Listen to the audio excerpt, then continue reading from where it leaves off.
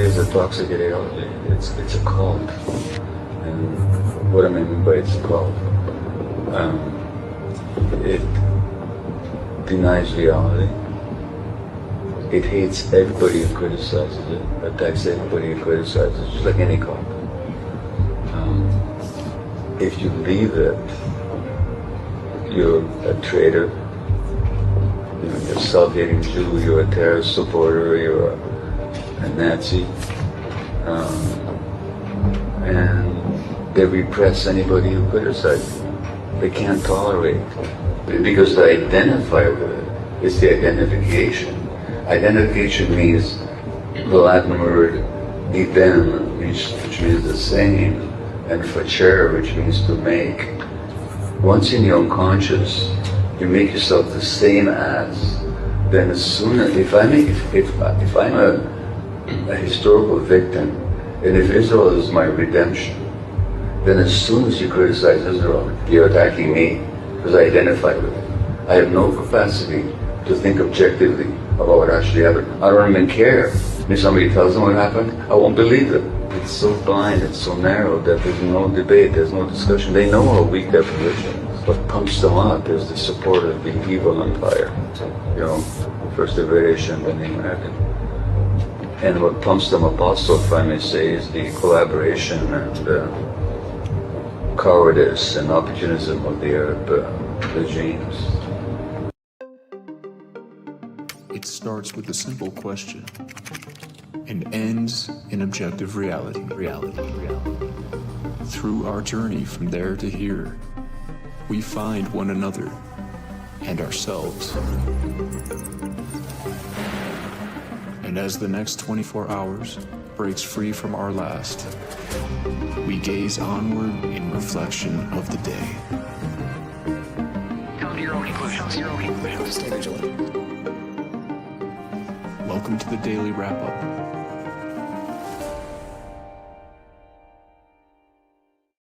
Tuesday, October 21st, 2025. Thank you for joining me today. Have a lot to talk about. Probably going to be a longer show today. I'm going to tell you out of the gate that depending on a couple different circumstances, I might have to end early. So I put the title a little bit more ambiguous than usual because that latter part really encapsulates quite a bit. We're going to start today with the following up right out of the gate with what's going on with Israel, the Gaza, the lie around the ceasefire, and some really important reporting from quite a few different people. Drop Site News is where I saw it first, and their investigation in Ryan Grimm and breaking down the lie around why they claim there was a violation. And this is ignoring, by the way, the 6-7 days of bombing, kidnapping, all sorts of violations, restriction of aid, all actual, very clear, verifiable violations of a ceasefire, of the ongoing lie of the ceasefire. And then there was a couple of IDF members that were killed, and the report was that Hamas staged the attack and they used to spin this out. They denied the aid. Well, it was kind of an overlapping point. And it turns out that that was something quite different, as we've come to expect from Zionist propaganda. It turns out in this case, it was munitions that were left by Israel that they ended up hitting, and whether they died that moment or not, the point is that they caused something that they then used to blame Hamas. And ongoing still bombing, ongoing actions in Gaza, West Bank, Lebanon, all over the place, as well as a few others that I think are very important to understand. Now, it's kind of, I don't know how the right word for it. So we've been covering this a lot, and this happens, I mean, literally every single time. And I'm not even just talking about the ceasefire. That's been 7-8 times. But the government, Israeli propaganda, and how long that's been happening, it's so shockingly consistent. It happens every time. And so it's not even that, for those that are following along, it's okay, yeah, we already knew that was going to happen because that's what happened every time, even though we shouldn't assume. So it's interesting that there's a word that needs to be created for how we're going along with this, and this kind of weird dynamic of the mainstream elements, both alternative and whatever, if you still want to call it that, and the mainstream media and the kind of empires and the governments and the institutions, and how they're all just kind of dragging this thing along, knowing that we see them, knowing that they know that we know they're doing that. It's fascinating. It's alarming. And I think it also shows a really, really obvious vulnerability, that's how close we are to actually tipping this thing over the edge. So we're going to go over a lot of the different points around that I think are very relevant. And I think more than just the lies, the fake deal, the way Trump is framing it, the discussions with Netanyahu, and the ongoing reality of the undeniable infiltration of Zionism and Israel's government within the U.S. power structure. Just really no way to deny that at this point. And it is,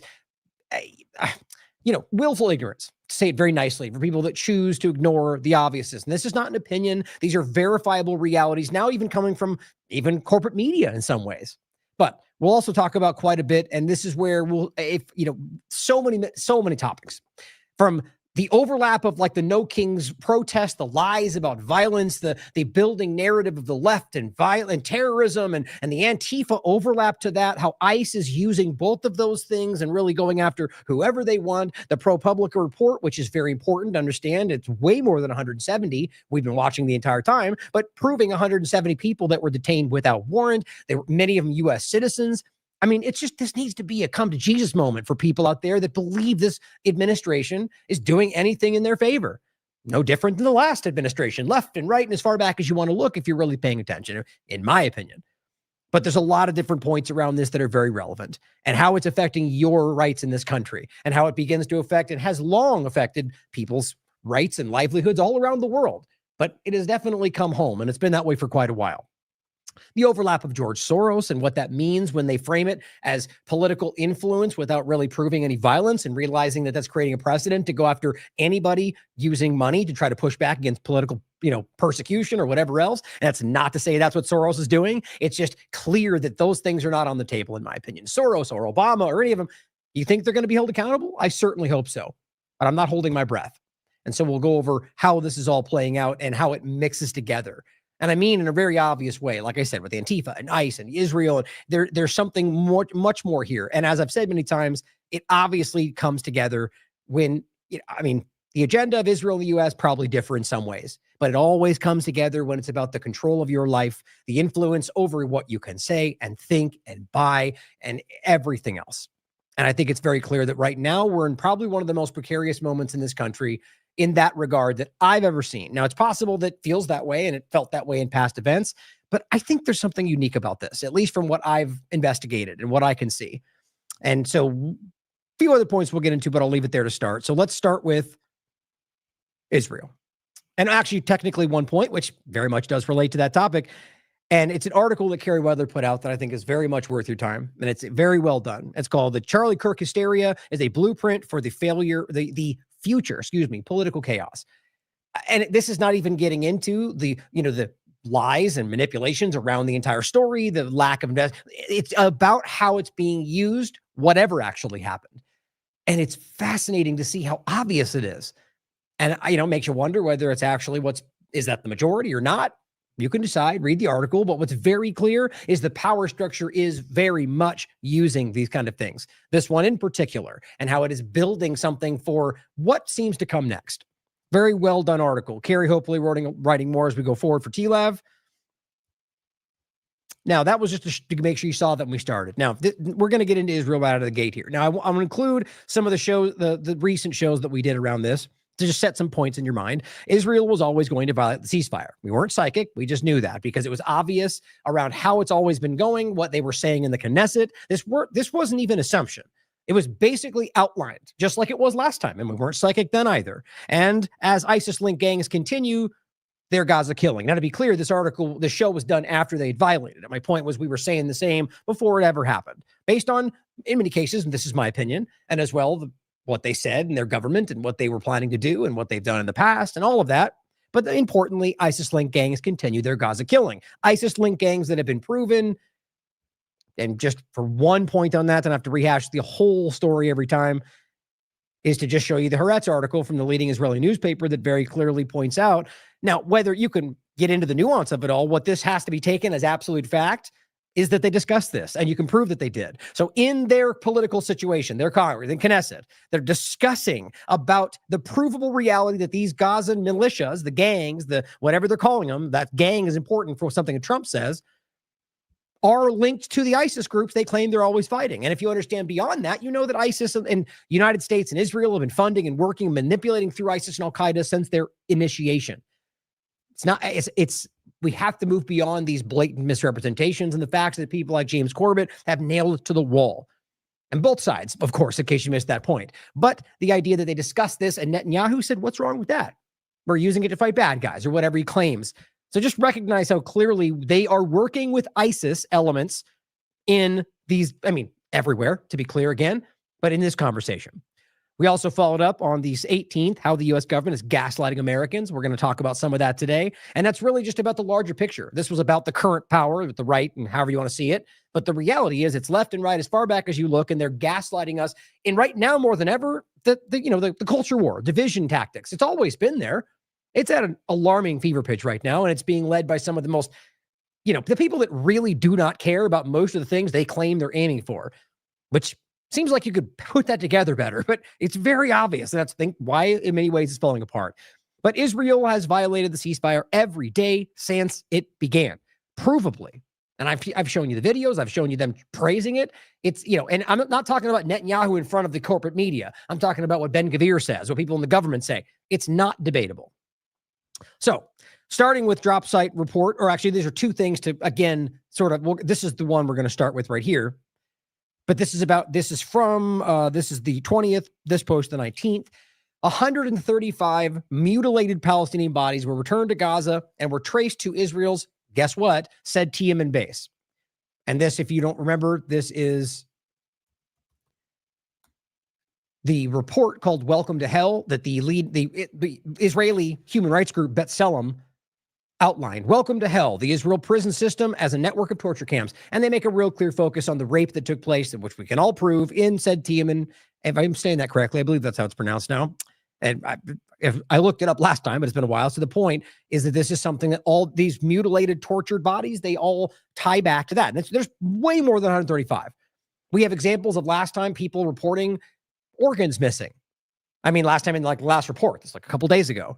And here's the Guardian article. At least 135 mutilated bodies of Palestinians have been held in a notorious Israeli jail. And it's not, says Gaza official. It's so disgusted by even they have to. This is corporate media recognizing there's no denying this anymore and still pulling the punch where they can. This is something that even Israel, the reality of what they've done to them, they've openly debated and discussed on corporate media in Israel and praised it.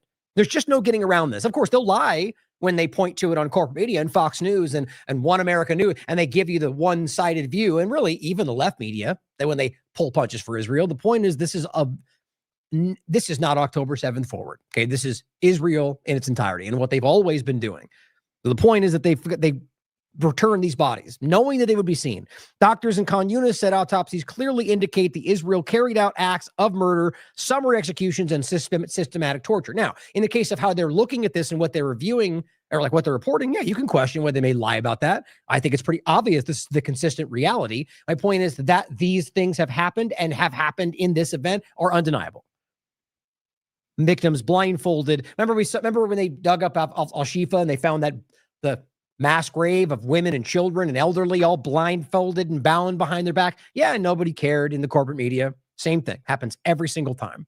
So keeping that in mind, on the 19th, yet again, after the last show we did, yep, they were bombing during the so-called ceasefire. It's a horrifying video if you want to watch it of people burning alive like we've seen more times than I thought I would ever see in my entire life in the last year of this genocide. If ever one, right? The idea that I've seen multiple videos of children burning alive says something about the insane reality of where we are and what Israel's being allowed to get away with from people like Trump and Biden and Putin and Xi and everybody else who's doing nothing about the reality of this. Now, drop site news, great report. First, Ryan Grimm on the 19th reports soon after the explosion in Rafah. Now, what this was is an explosion that they claimed was, set up by Hamas. He says he's told by a source familiar with the White House and the Pentagon knew that the incident was caused by an Israeli settler bulldozer running over unexploded ordnance, contradicting Netanyahu's claim that Hamas had popped up from tunnels. Now, also note, by the way, not to necessarily put a name to it, it's not important right now, but there are plenty of people out there, some of them with very large followings, that tend to take things like this, like the well-sourced research investigation, and then just kind of tweet it out and say, my sources say insider people in the White House claim that this happened. And all they're doing is pointing to this report, who you could question his source too, and whether he's making it up. I don't believe that's the case, but just note that there's a lot of kind of bottom feeder grifters out there that will just kind of grab things and put them out. Jones does it every day. But it says House and the Pentagon knew that the incident was caused by an Israeli settler bulldozer running over their ordnance, contradicting Netanyahu's claim that Hamas had popped up. After Netanyahu said he was blocking all aid from entering Gaza in response and unleashed a bombing campaign, I'll make points in a second, the administration conveyed to Israel that they know what happened. Netanyahu then announced he would reopen the crossings in a few hours. Netanyahu reactivated his genocidal war on Gaza. Mustafa Barghouti reports on the 19th. His army conducted more than 100 airstrikes. 100 since the morning of this on the 19th, killed more than 30 Palestinian civilians. Netanyahu also activated his collective punishment of the civilian population, blocking all humanitarian aid to Gaza. Nothing new. Now, Drop Site News reports that Ryan Grimmer, his reporting of the U.S. officials knew within hours that Rafah explosion, which Netanyahu used to justify halting all aid and resuming airstrikes, was actually caused by an Israeli settler bulldozer running over an unexploded ordnance. Now, you could argue not necessarily whose ordnance, but it's pretty obvious to recognize where these things are coming from. And the kind of thing that would do this would be something that would be dropped by Israel, and the amount that they've dropped has left untold amount unexploded. Everyone knows the story. So you could argue something else, but the reality is that what they were doing and where they were going and how it was done, I think this is a pretty objectively obvious story. It says, despite that, Netanyahu blamed Hamas, suspended aid, and ordered new bombings. After Washington told that they knew, he quietly announced he'd reopen the crossings in a few hours. Now, that has not appeared to have happened, at least in the way they framed it would, and aid still seems to be restricted. Here is Dave DeCamp, who will be interviewing soon from antiwar.com, and Ryan Grimm, unfortunately speaking with One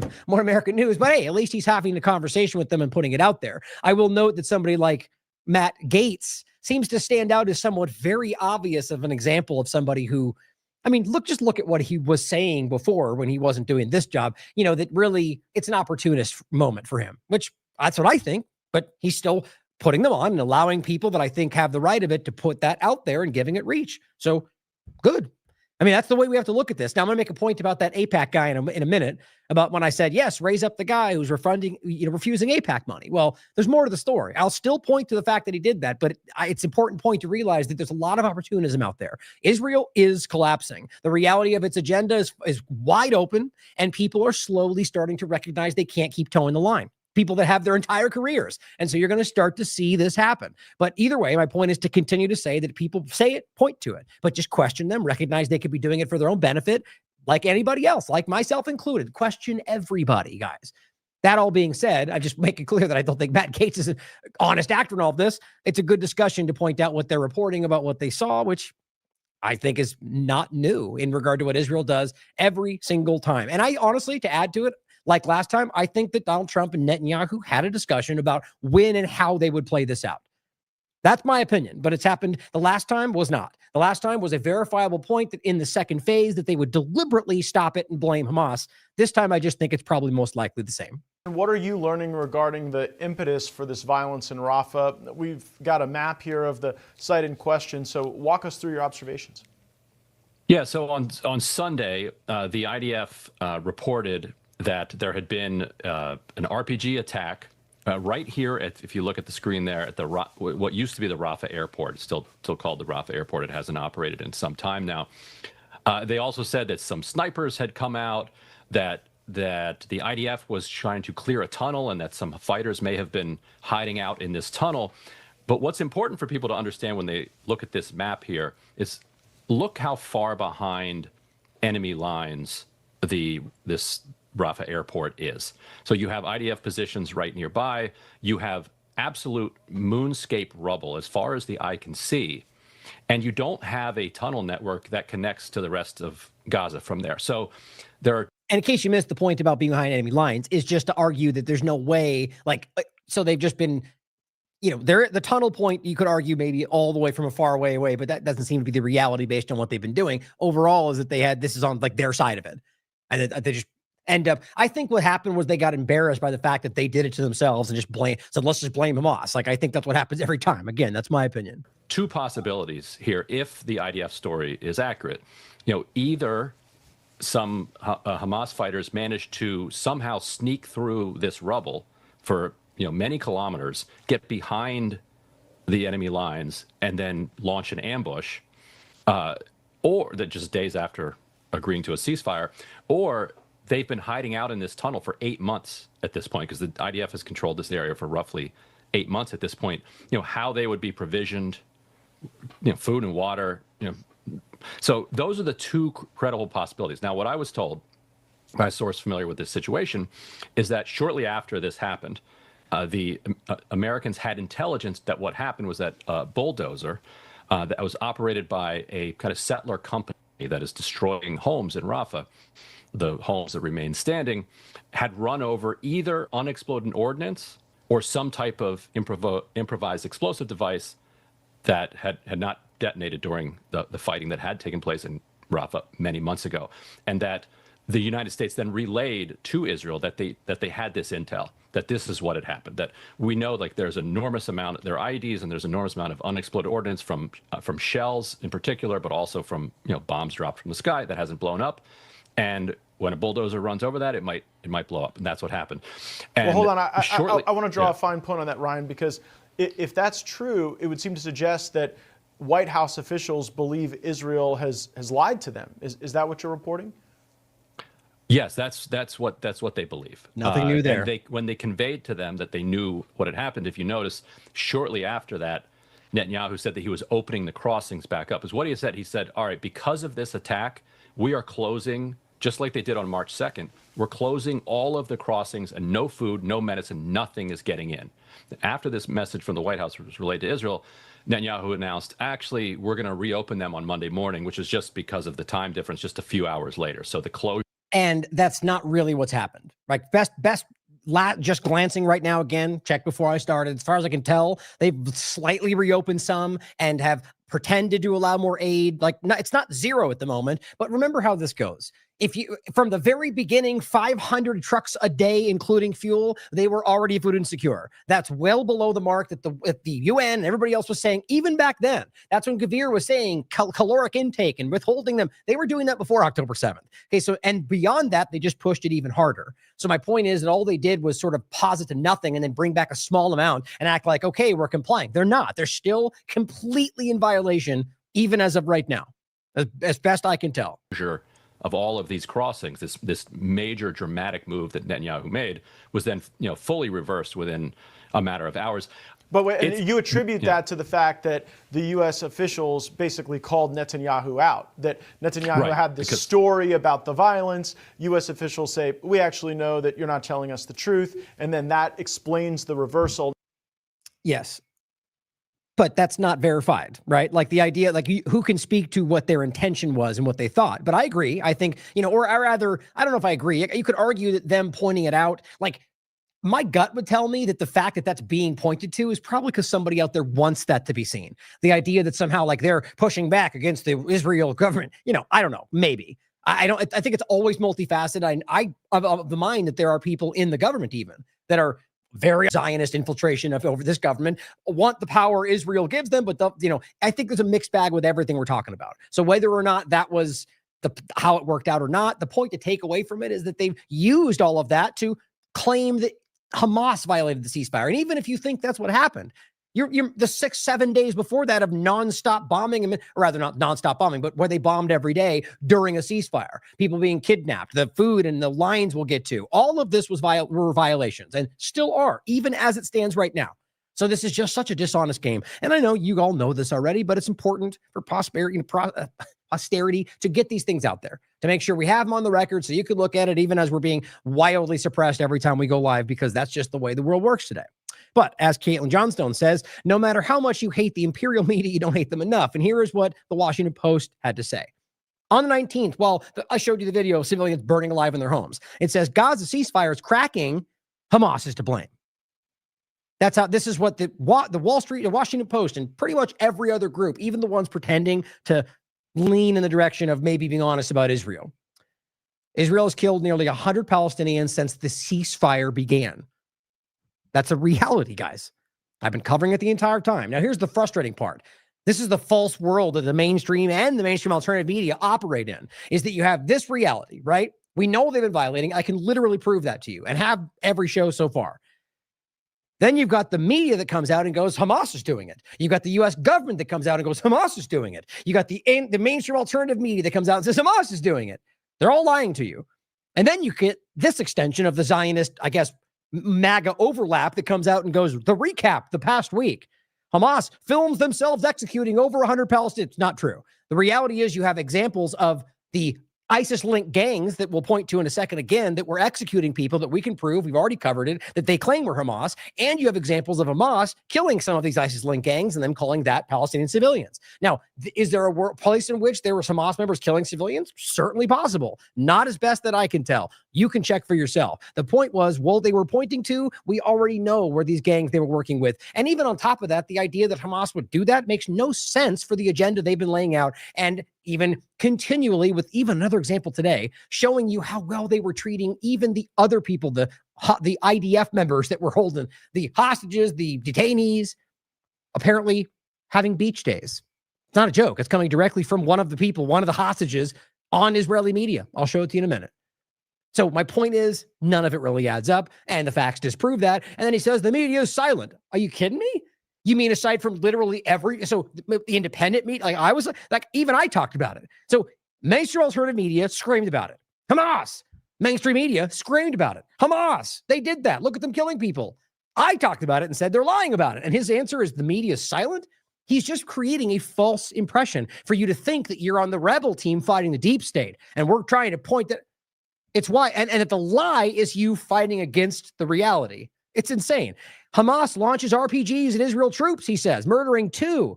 Oh, you mean the bomb that blew up and killed people? And we're still blaming? Yeah, got that. And he goes, the media is silent. No, they're not. They all screamed about it. Then he says, Israel responds by striking Hamas commander. The media says, Israel violated the ceasefire. What is he even talking about? Now, anyone saying that Israel violated it right now is, I mean, I don't even see a single example of anybody outside of like tangential media who is saying that. So mainstream alternative media to a man is saying Hamas. Mainstream media, I just showed you the Washington Post. And so he simply goes, they're all saying the opposite. So he is creating a false impression for the mindless following team to go, we're the ones fighting the suppression of the left or whatever, and they're the ones literally doing it. It's just completely broken. So Alonso Grimendi, as this guy's saying, Hamas, Al Jazeera, same report, Israel's killed 97 Palestinians and wounded another 230, committed 80 ceasefire violations since October 10th, according to Gaza Media Office. And Grimendi says, have they tried releasing the hostage? Oh, that's right. Yeah, remember that old game where they go, well, release the hostages and it'll all stop. And they did that. And now Israel's holding all the rest of the people they have like we expected. They're rounding people back up like we expected. They're continuing the killing like we expected. Everyone knew this, by the way, literally everybody. The people that are trying to convince you otherwise are either dishonest, absolute morons, or a combination of the two. The reality here is that they were screaming this, as Blakely points out. She says, hey, AIPAC, remember when you claimed to release the hostages and the war ends today? Over and over and over and over for 2 years straight. And all of us called you out that was a lie because Ben Gvir and Smotrich and Netanyahu were all telling you that wasn't going to happen. Well, yes, we remember. And here's Ben Gvir. Now that we have received the hostages, we must return to war and open the gates of hell upon Gaza. Right, you mean just the Hamas people, right? No, Palestinians are Hamas. Yep. You'd think this was difficult to see. No, it was one of the most obvious things I've ever covered in my life. But here we are. And you still have all the people we always point to, all the screaming idiots at the top of the paradigm out there yelling the thing and acting like they're the ones fighting the deep state. Chris Brunette points to this absolute maniac named Randy Fine, who says they don't hold living hostages anymore. Glass. And we'll get to these two they're talking about, and this is the same example. Well, and this is true, by the way. Glassing a city is meant to turn it to glass by dropping a nuke on it. This is a sitting congressman calling for nuclear weapons. Now, maybe you think that that's not what he meant. The point is, regardless, that is what he meant. The point is, overall, he's done this more than once and just simply said nukes. This man is literally calling to execute every person in Gaza, including all the civilians, which is mostly think about how we're talking 1 million people.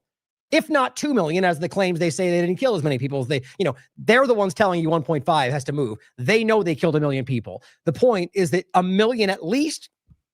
Randy Fine wants you to nuke everybody. Ben Gvir wants you to bring hell upon earth. Trump's telling, I mean, how do we not call this out? The matter is the Palestinian cause is an evil one. Yeah, and Congressman, there is a ceasefire deal on the table right now that the White House is hoping both Israel and Hamas will sign on to. Does this shooting change anything when it comes to the course of the war or the negotiations to end it? Now, remember, this is before. This is not the one from recently. This is, whatever the date was. Well, I think it speaks to the importance of the only end of the conflict is complete and total surrender by those who support Muslim terror. In World War II, we did not negotiate a surrender with the Nazis. We did. Yeah, well, the Nazis were in occupied territory that had legal right to armed resistance, all the nuanced facts. And I'll be clear about this. Granny Fine 100% knows about this. I don't think he's a smart guy, but I know he knows about this. This is a fat Laura Loomer as a guy. Okay, the reality is very clearly these people know what they're doing, and they absolutely do this in order to rationalize in other people's minds the continuation of one of the worst things I've ever seen in my life. They laugh about it. They say bombs away when dead children's pictures are posted. That's not even a joke. It's not hyperbolic. How in the world are we sitting here watching people like this and anyone's even remotely debating about who is good and bad in this conversation? Maybe they're all bad. But you pretend this person's in anything but a bad side, you are lying to yourself or you're just as bad. There's no way around it. That's my opinion. Maybe I'm lost somehow. But if I'm lost, then I don't want to be found in this conversation if that's what it looks like.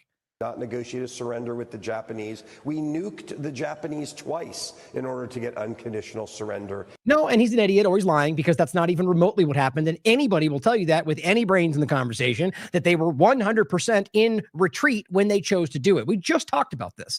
There's plenty. Now, you talk to the mainstream things, you talk to people that pretend, they'll lie to you about it because that's an important thing for our narrative of freedom and liberty and fighting for democracy. But the truth, which is, again, not hard to prove, is that they did that for other reasons and chose to kill all those people to do it. He knows that. That's probably why he's saying it now.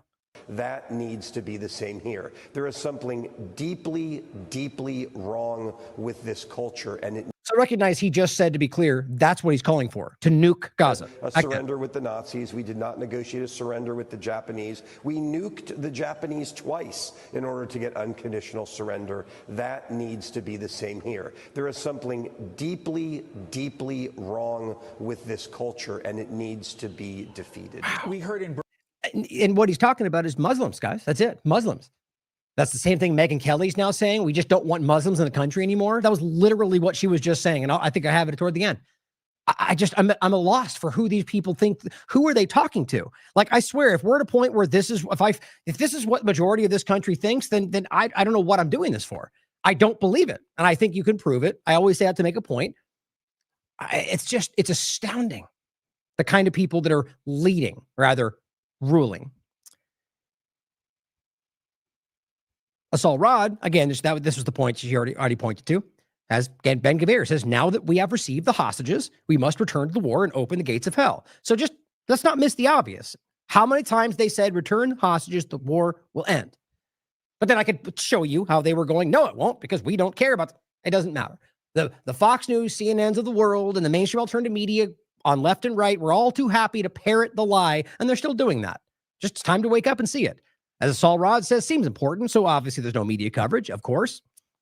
Now, this is one of the examples we were just pointing to. These are both IDF members. That's not debatable, just like every other one that was there, save for like one. And I'm talking about the Bibas children, which were killed by Israel bombs, which is an undeniable reality that even the father said publicly. Israel War Room, breaking, 2 IDF soldiers were murdered. Now, we're talking about the same 2, by the way. So this is the same conversation. They're trying to misrepresent the entire story, but murdered.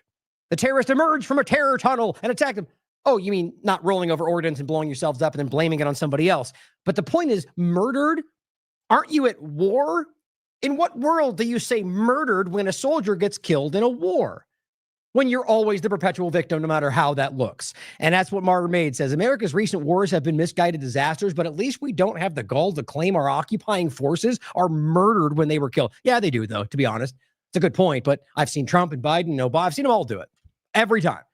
Or when you point to Soleimani and say he's a terrorist because he's killed all these Americans. Oh, you mean when they were invading Iraq and he was pushing back? It's a delusion. It's a mass delusion, but it seems like a willful delusion to pretend that you're something you're not, that you want to believe that your person, your team is fighting for the right reasons, and it's only the other side that allowed that to happen. Well, here is Sky News, and just somebody reporting with them. One of their hosts says, can you still call a ceasefire when 2 IDF soldiers have been killed on the 19th? Aside from the fact that they already killed, 70 Palestinians, mostly civilians, and on top of that they had already kidnapped people, they shut down food aid, and this is even before the 19th point. They'd already slowed down, they'd already cut off the crossings. Here we are. And as he writes, 45 Palestinians were killed today when she posted this on the 19th. And Abed says, beyond appalling. This is the state of mainstream media today. Now, do you think she even knows? I don't. I think she's just repeating what she's told. She's an Assad toady. She's a Barry Weiss, and eventually she'll be in charge of a massive platform, probably because she lied just the way she was told. That's the world we live in, and we know it. But that's not everything. And if we can stop giving mainstream alternative and mainstream media the power and pretending like they matter, we are already changing it, guys. They are already responding to what we are doing, regardless of whether that is ever actually acknowledged. Nathan Robinson, I was just making this point, wasn't I? That's why I included it. It turns out it was 58%. What did I say? 60 to something? Now, I gave myself a 20%, 60 to 75. Nonetheless, I'm just I was close eyeballing it. But either way, the reality of what this is so important. Look at this line. Do you realize the deal? They were supposed to be allowed to go back to their homes. And how many reports we got of people being killed trying to go back to their homes? What did Israel say? They were approaching whatever they call it, demarcation line. Well, that's a line that they drew, which represents 58% of the area they were told to go back to. They were never giving this up, guys. This is what they did, is encroach them into this part, not the yellow part. They pushed them toward the sea. And now they're saying, fine, go back to your homes. And they tried, they killed them openly. And then Trump goes, Hamas is doing bad things. They're being rambunctious out there, acting like they're acting like they're a bunch of kids in a playroom. This is genocide. This is a careful, organized, slow drip genocide. Just absolutely every single moment increasing, encroaching, and acting like you're the hero, acting like you've saved peace in the Middle East, Trump keeps saying. You have to realize how grotesque that is. Him in particular, how much he knows what he's doing. And I don't mean because I know his intentions and thoughts. I mean, because you can see that this is on the table. It's surfaced to everybody. Now, I guess you could argue that somehow he's out of the loop and everyone around him has been lying to him. But even then, you'd catch a glimpse of this on Twitter. So he knows what he's doing. And he's absolutely maintaining the lie that it's anything but, and he's going to gain from it if we don't stop. And so will the next Democrat administration, guys. And Drop Site says the Israeli army says it has begun placing tall yellow painted concrete blocks every 200 meters to physically mark the yellow line. So it's permanent. And it's only going to get worse. I just want to reiterate the fact that when this supposed ceasefire took place, they were allowed to go back to their home. That was the whole point. It was a concrete, what they say, I forget the word they use. It's a central point. It was a central point to what this was in the deal. And it was one of the first things they denied. And of course, just killing people during the so-called ceasefire. And it says the boundary to which its troops withdraw under the ceasefire, each marker will stand out about 10 feet tall and its top of a yellow metal sign. The line stretches across more than 53% of Gaza, splitting many densely populated urban areas. That's on purpose, by the way, right down the middle. The IDF says installation began Sunday and will continue in the coming period. Nathan says, so under the ceasefire, Israel's holding on to most of Gaza and will kill anyone who passes the line. Just like we were reporting to you, by the way. But because of other people's great reporting, but just recognize how often we are giving you information. If you're able to sit through and watch my long form conversation, which benefits you, you'll be ahead of the conversation. And I mean, almost every time. There's others doing it. It's not because we're psychic. Look at the IMA. We're full of people in our loose organization of people with no financial motivation to it. There's no money element to what we're doing. We're just a grouping of individual journalists that want to, care about objectivity and nonpartisan coverage. My point is that if you look at the track record of what we've been doing and how often we point to these things, you are months ahead of these conversations. Here, Adam points out something that I think is especially evil that I really think Americans need to hear, especially conservatives that somehow don't see this yet. An American journalist, at least it seems in his opinion, was set up by the IDF and rabid settlers that Ben-Gvir seems to be in control of. Now, not whether Ben-Gvir is involved with this, not is up for you to decide. My point is that that's this weird division where Netanyahu's seemingly in power, but he's completely beholden to the Smotrich Ben-Gvir, maniacal element of the most radical Zionist element. And that's these settlers that are raping and burning houses down and torturing people. And I mean, quite literally the extent of all of that. And let's see if I can grab that. Oh, I'm going to forget now. What was it? Nah, I can't remember. The point was about the settlers. Oh, well. Oh, we'll see what that is. Shoot. Now I just lost that. Oh, well. The point was about the... How interesting. The point was about the different people in these areas, that the settlers, that are out there burning things down and torture. And the point was about the report that Robert put out about the child that they burned down inside of a home. And then this might get it right here, actually.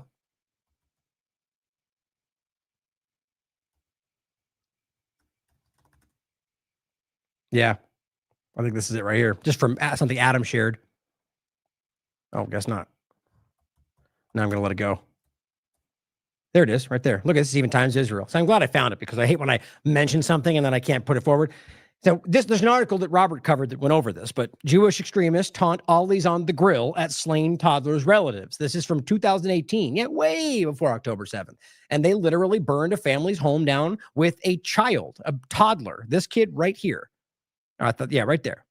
Then they literally danced around outside of the area where they were walking up to try to seek justice. They never got, and literally laughing. They had an effigy right here, and Ben Gavir's dancing with them, and they're going, all these on the grill. They're literally laughing and joking about burning a child alive.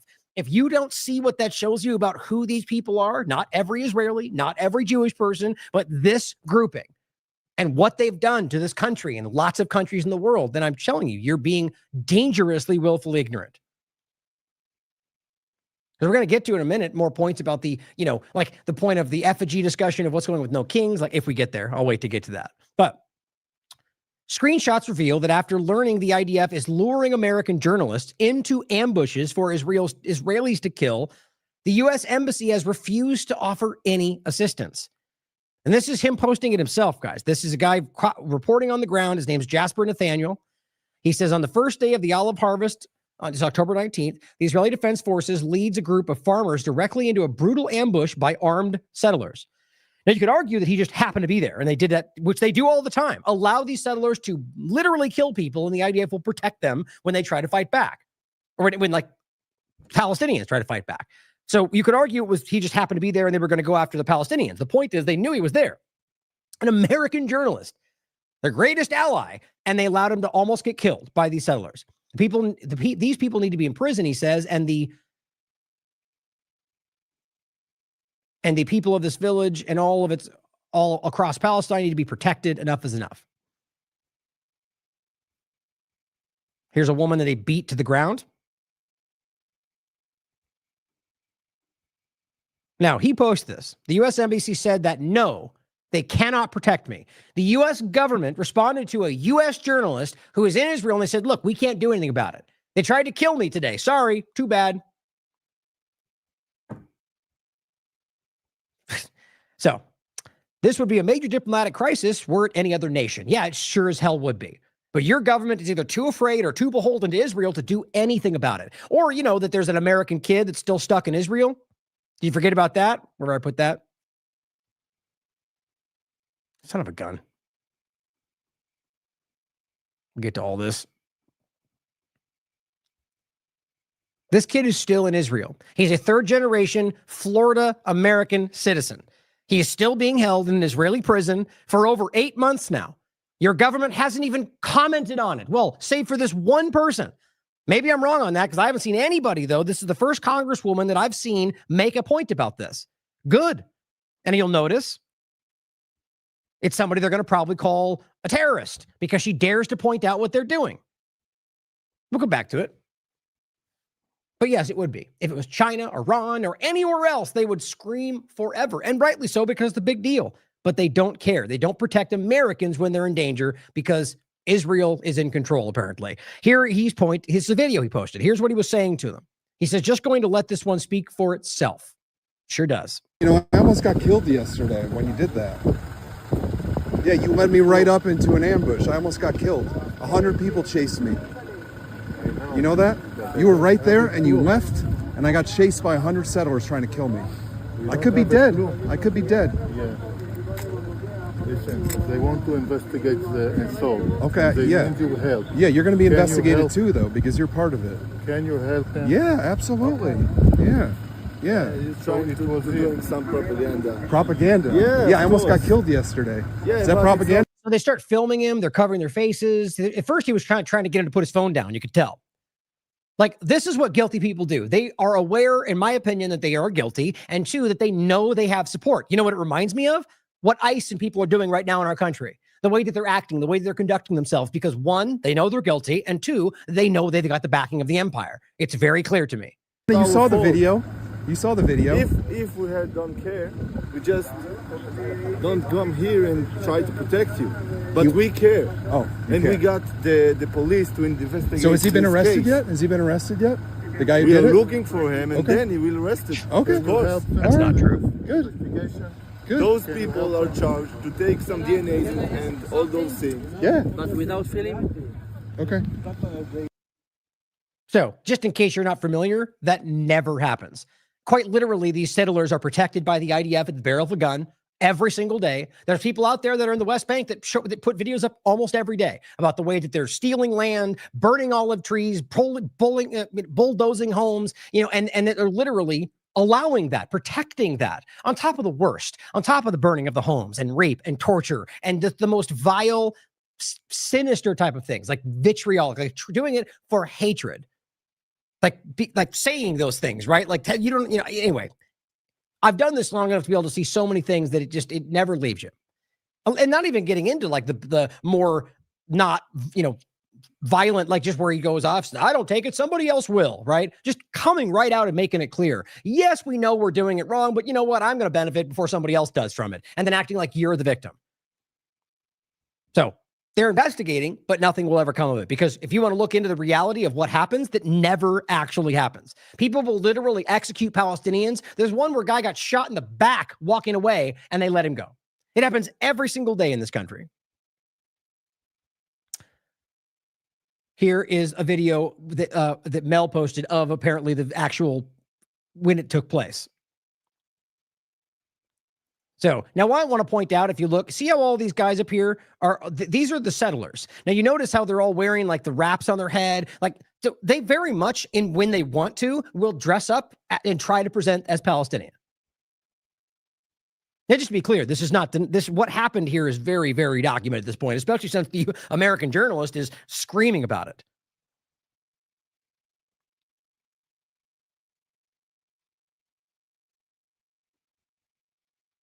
So, just to understand the many different, and those are just a few of the most recent, the violations, the dishonesty from Israel about what they're trying to accomplish, and that the U.S. government, Donald Trump in particular, is happily selling whatever Netanyahu pushes out. Now, this is an interesting overlap. This is from yesterday. Israeli soldier Matan Ingerst, who was released by the resistance in an exchange deal. Hamas allowed me to pray and brought me to the Torah in Gaza. So just try to take a second and absorb that. And you overlap that with what? Now, look, I could easily point out that maybe they did that because they want that message to get out. Of course. Or they just aren't monsters. You can decide for yourself. But the point is, if all we are getting, which is all we've gotten thus far, are lies from Israel that are shockingly disproved, and then them lying about what they're doing, and then they get people come out and they go, they treated me kindly. They got me food. They literally protected my body with theirs when IDF bombs were raining down. That is 99% of the people that have come back. And the only 1% are people that came back and then changed what they said later which I argue is under duress. I mean, I don't know how you explain it with everything else we can see. The woman, Lifshitz, the very first woman that came out, praised them. I mean, it's just kind of insane how where we are. And another Israeli soldier is saying that they not only allowed me to pray, they literally brought me a Torah to do so. Can you even for a second pretend? I mean, I don't even need to make the case. Anybody that's not a willful deceiver is going to say clearly that would not be allowed in Israel. And they'll tell you that. As he writes, once again, Hamas proves to be the more moderate than Israel by a long shot. You can decide if you think that, but you can't deny what we're looking at here. Or this kind of reality. And this is, it's funny how much you get the pushback. It's what I opened with, by the way. Gabriel Mate, Aaron's father, who is a Jewish person himself, who's outspoken about what Zionism is. And he's telling you that they are a cult. It is a problem. And what he's saying is they will lie. They know they're lying, and they will say, that's what we see every day. You can get an entire 100% of the evidence, and they'll still pretend it's not there. Sort of like what the two-party illusion does in this country. I think there's an overlap to that. BM says, and this is an Israeli mainstream report, were there good moments in captivity? Like what? Asked the person who was in captivity in Gaza. When they took him for a day for fun on the beach. This is Channel 13. Danny Miran, father of freed Israeli captor Omri Moran, tells Ophira how his son talks only about the good things from his captivity. So I guess he's still drugged months later, right? Or days. The point is they drugged him beforehand. That's why they were smiling. You just can't keep lying about this, guys. I don't know. I honestly, even I think it doesn't seem to be what I would expect. But every single one of them is saying the same. Days on the beach, shopping. I mean, seriously? And yet they want you to believe this is the monster that you're fighting. Now, alternatively, here's somebody like John Spencer, who is he from? Chair of War Studies at Madison Policy Forum, who cites yet again, this guy who is an obvious propagandist, who then cites the MEMRI channel. But he says, I have said it many times, John writes, Hamas, according to multiple senior Hamas officials, what he means is the people on this Israeli-run platform who claim to be those things, I'll get to it in a second. And he goes, do not have a human shield, do not only have a human shield strategy, they have a human sacrifice strategy. Yeah, maybe, but no evidence has ever come to the table about that. And everyone's been trying to prove that and been caught lying about it. On the other hand, Israel has continually been shown to be the one doing that every single time. You can go back as far as you want to look. And since October 7th, 6 different times? Here's just that clip that I've shared many times. I don't know how again, we're arguing with people that already know they're wrong. 2013, Palestinian children tortured, used as shields by Israel, per the United Nations. Reuters. Israeli soldiers who used Palestinian boy, a 9-year-old, as human shield avoid jail. Defense for Children International, an international human rights group. Israel forces use 5 Palestinian children as human shields. That's 2023. This is from 2017. Generally, human shields. Since the beginning of the occupation in 1967, Israeli security forces have repeatedly used Palestinians in the West Bank and the Gaza Strip as human shields. Israeli soldiers routinely use Palestinian civilians as human shields by forcing them to carry out life-threatening tasks. It was also following a high court petition against this practice, which was filed by human rights organizations around the world in May 2002, that the IDF issued a general order prohibiting the use of Palestinians as a means of human shield against gunfire or attacks by the Palestinian side. But then it goes on to say, following the order, the use of human shields dropped sharply. However, the army did not construe as a human shield the use of Palestinians, provided they consented. The army continued the widespread use of this practice, which they referred to as the neighbor procedure. Following another petition filed by human rights organizations, the High Court of Justice ruled that this practice, too, violated international humanitarian law and that this thus was illegal. And guess what they've never stopped doing? Here is the Institute for Middle East Understanding, the neighbor procedure, Israel's use of Palestinian human shields from 2012. Human Rights Watch. During military operations, Israeli soldiers routinely coerced Palestinian civilians, including children, to perform life-endangering acts that assisted military operations, the practice known as the neighbor procedure. Now, I believe, I think it was the mosquito procedure was the newer one they started, but it's just insanely obvious, like almost everything about this conversation. Here's from 2024, weirdly before October 7th. Never mind. I was thinking about today. Nonetheless, you have examples going back, like I showed you. I think there were at least 4 in there that were from well before, but 2024.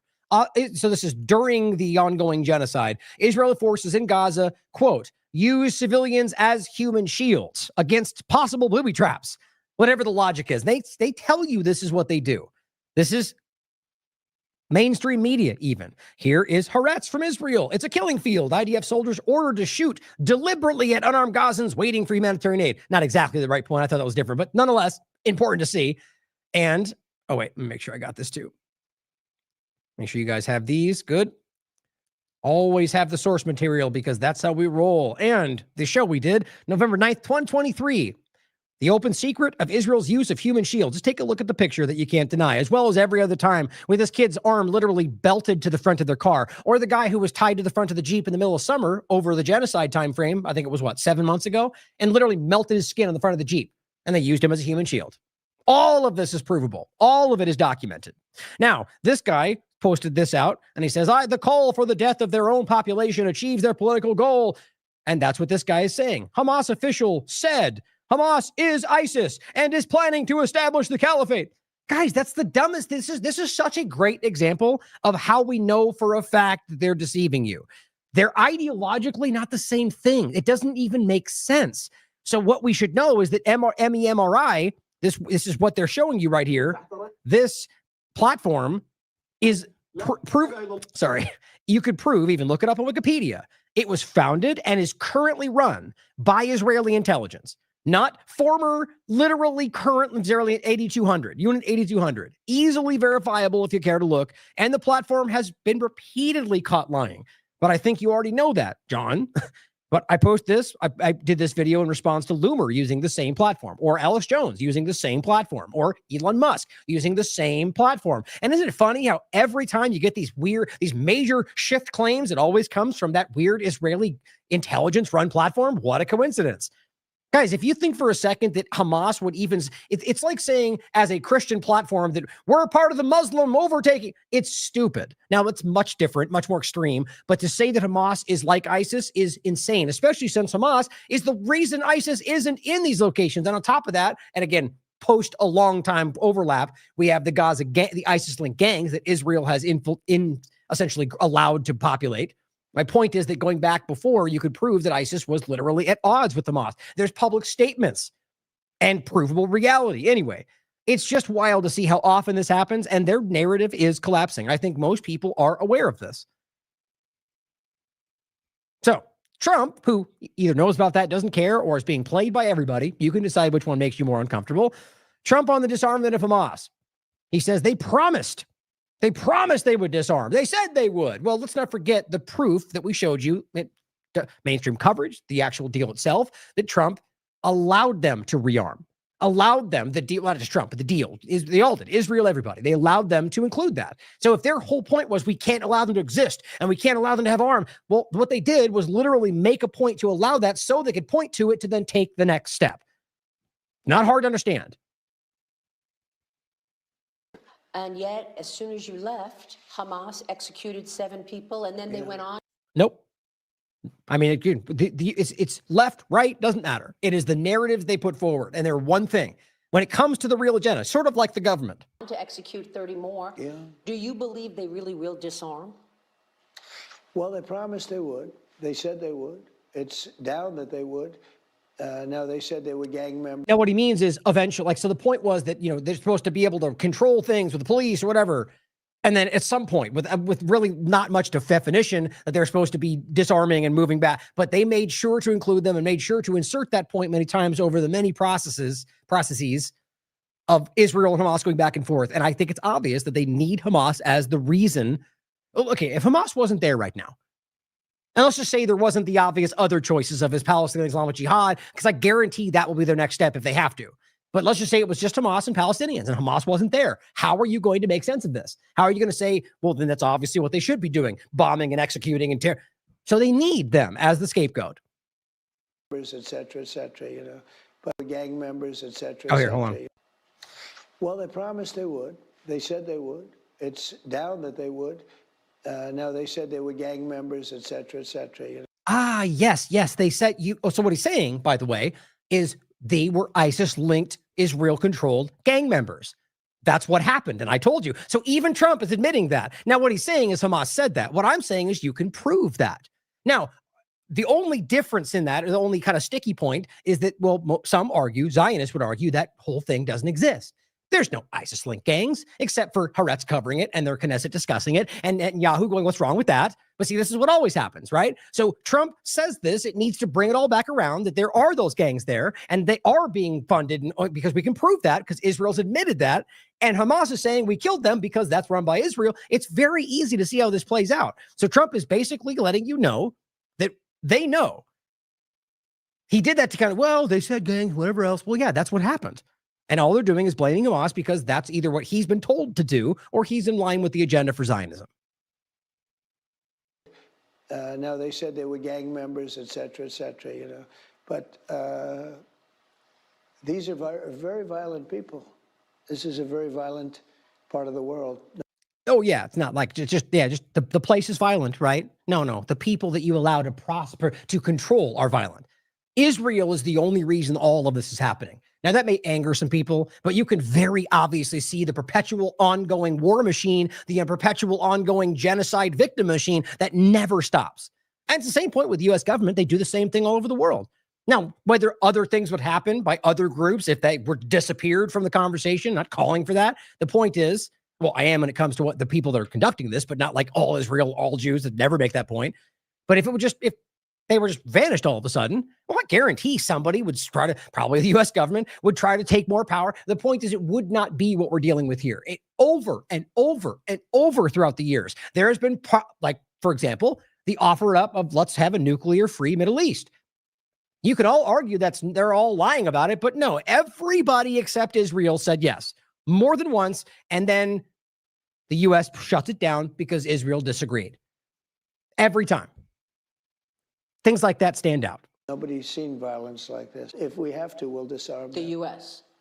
Well, whether it's me or the U.S. or it's, you know, a proxy, could be Israel with our backing. Yeah, all right. So nothing has changed, in case you're missing that.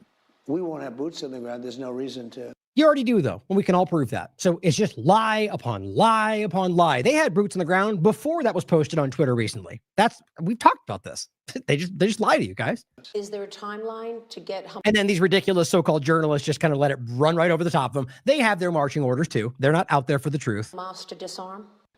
We won't have boots on the ground. There's no reason to. Is there a timeline to get Hamas to disarm, in your mind? Not a timeline, not a hard line, but we're going to see how it all works out. I told you. So the point is, how are you at this point going, oh my God, they're not going to disarm, when you literally agreed that they could be armed and there's no time, there's not some kind of clock running. So why would you immediately jump to, oh my God, they might disarm? How is that not the most transparent thing in the world? They allow them to do it and then gripe about the fact that it's happening, as if that's the reason they're in danger. Come on, guys. They're quite literally setting this up. And I think it's because they don't know what else to do. Lived there for a long time. They're very violent. As you understand, you've been covering it for a long time. Yeah, and we'll just leave out the fact that Israel funded them. You know, no big deal, though. But we're going to find out. Don't forget, 50,000 of them have been killed, okay? Right. And don't forget that 40,000 is what most people said pre-October 7th was about the most that they had. And the other day in a report, he said 70,000. And so all he's really doing is saying all those people, the numbers killed that they say are all the people killed in the Gaza war are all Hamas. Just like Israel was trying to do from day one forward. They're clumsy, guys. Just recognize that. It's not unique to point that out right now. So they killed 1,200 people, and horrible, the October 7th. Oh, it's still 1,200? We're still pretending like that was an accurate number, even though they already walked it back, even from Israel. On top of that, most of them were killed by the IDF, that literally everybody can prove at this point, as Haaretz has covered, as colonels in their military have admitted. You see, he knows these things. Or if he doesn't, that should really make you scared about who's in charge. Attack. It was an attack. They killed 1,200, but... All right. Now they said they're gang members, etc., but they're very bad. Right. Okay. Well, we know this, right? We talked about this on the 14th. Netanyahu, ISIS continues bombing Gaza during the ceasefire, and Netanyahu aims, this was the way I saw it, to swap ISIS-linked gangs for Hamas. Now, that was,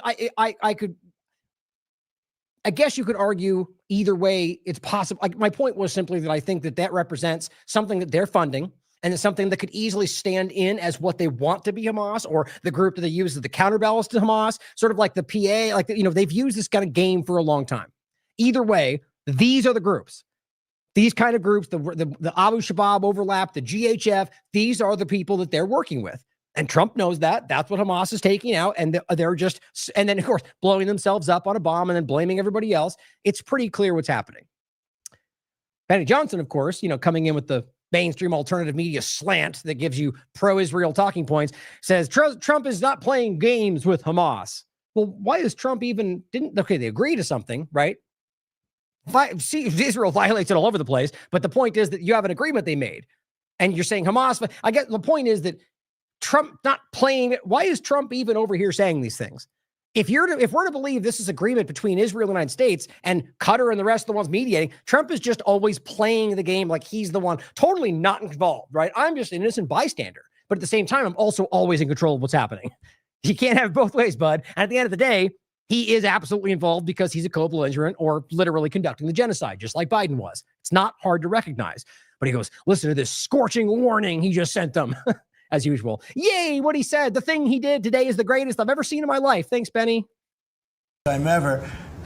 We made a deal with Hamas that, they're going to be very good, they're going to behave, they're going to be nice, and if they're not, we're going to go and we're going to eradicate them if we have to. Oh, yeah, is that the deal? That's how it wrote down, right? We'll behave like good children, but if we don't do what Trump likes, they'll eradicate us. We'll sign that.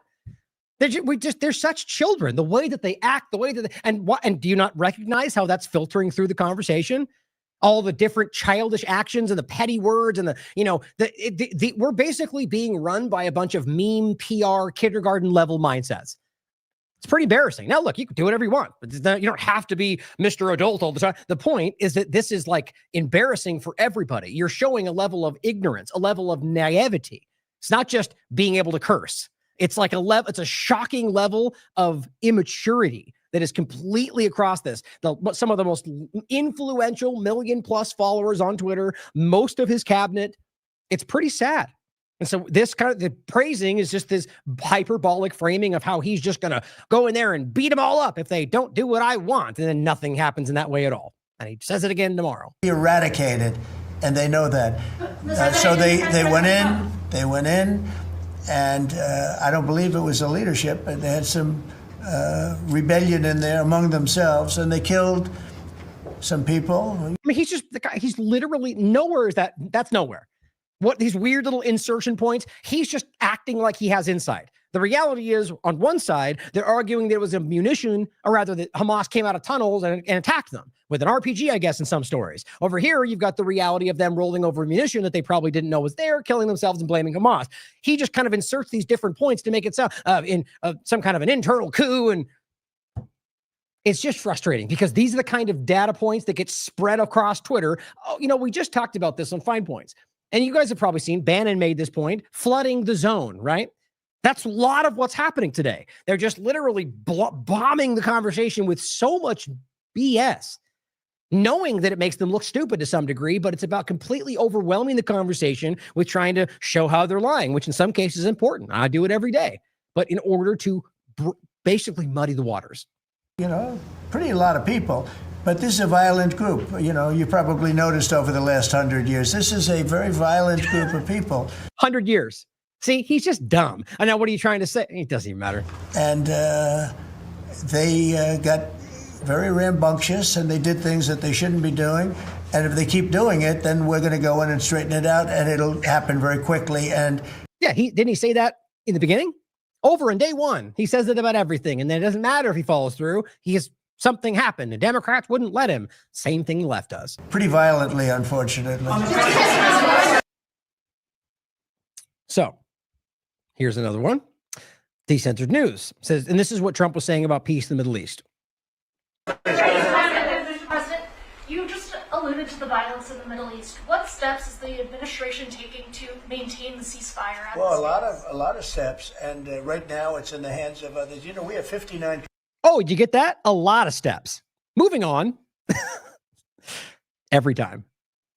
Well, a lot of steps, and right now it's in the hands of others. We have 59 countries that agreed to the deal. We have a peace in the Middle East for the first time ever. I mean, are you really? I mean, come on, guys. Can we not just laugh at how dumb that is? This is about presenting the fake idea that we're all supposed to pretend we see. The emperor wears new clothes, right? Oh my God, it looks so great, right, Benny?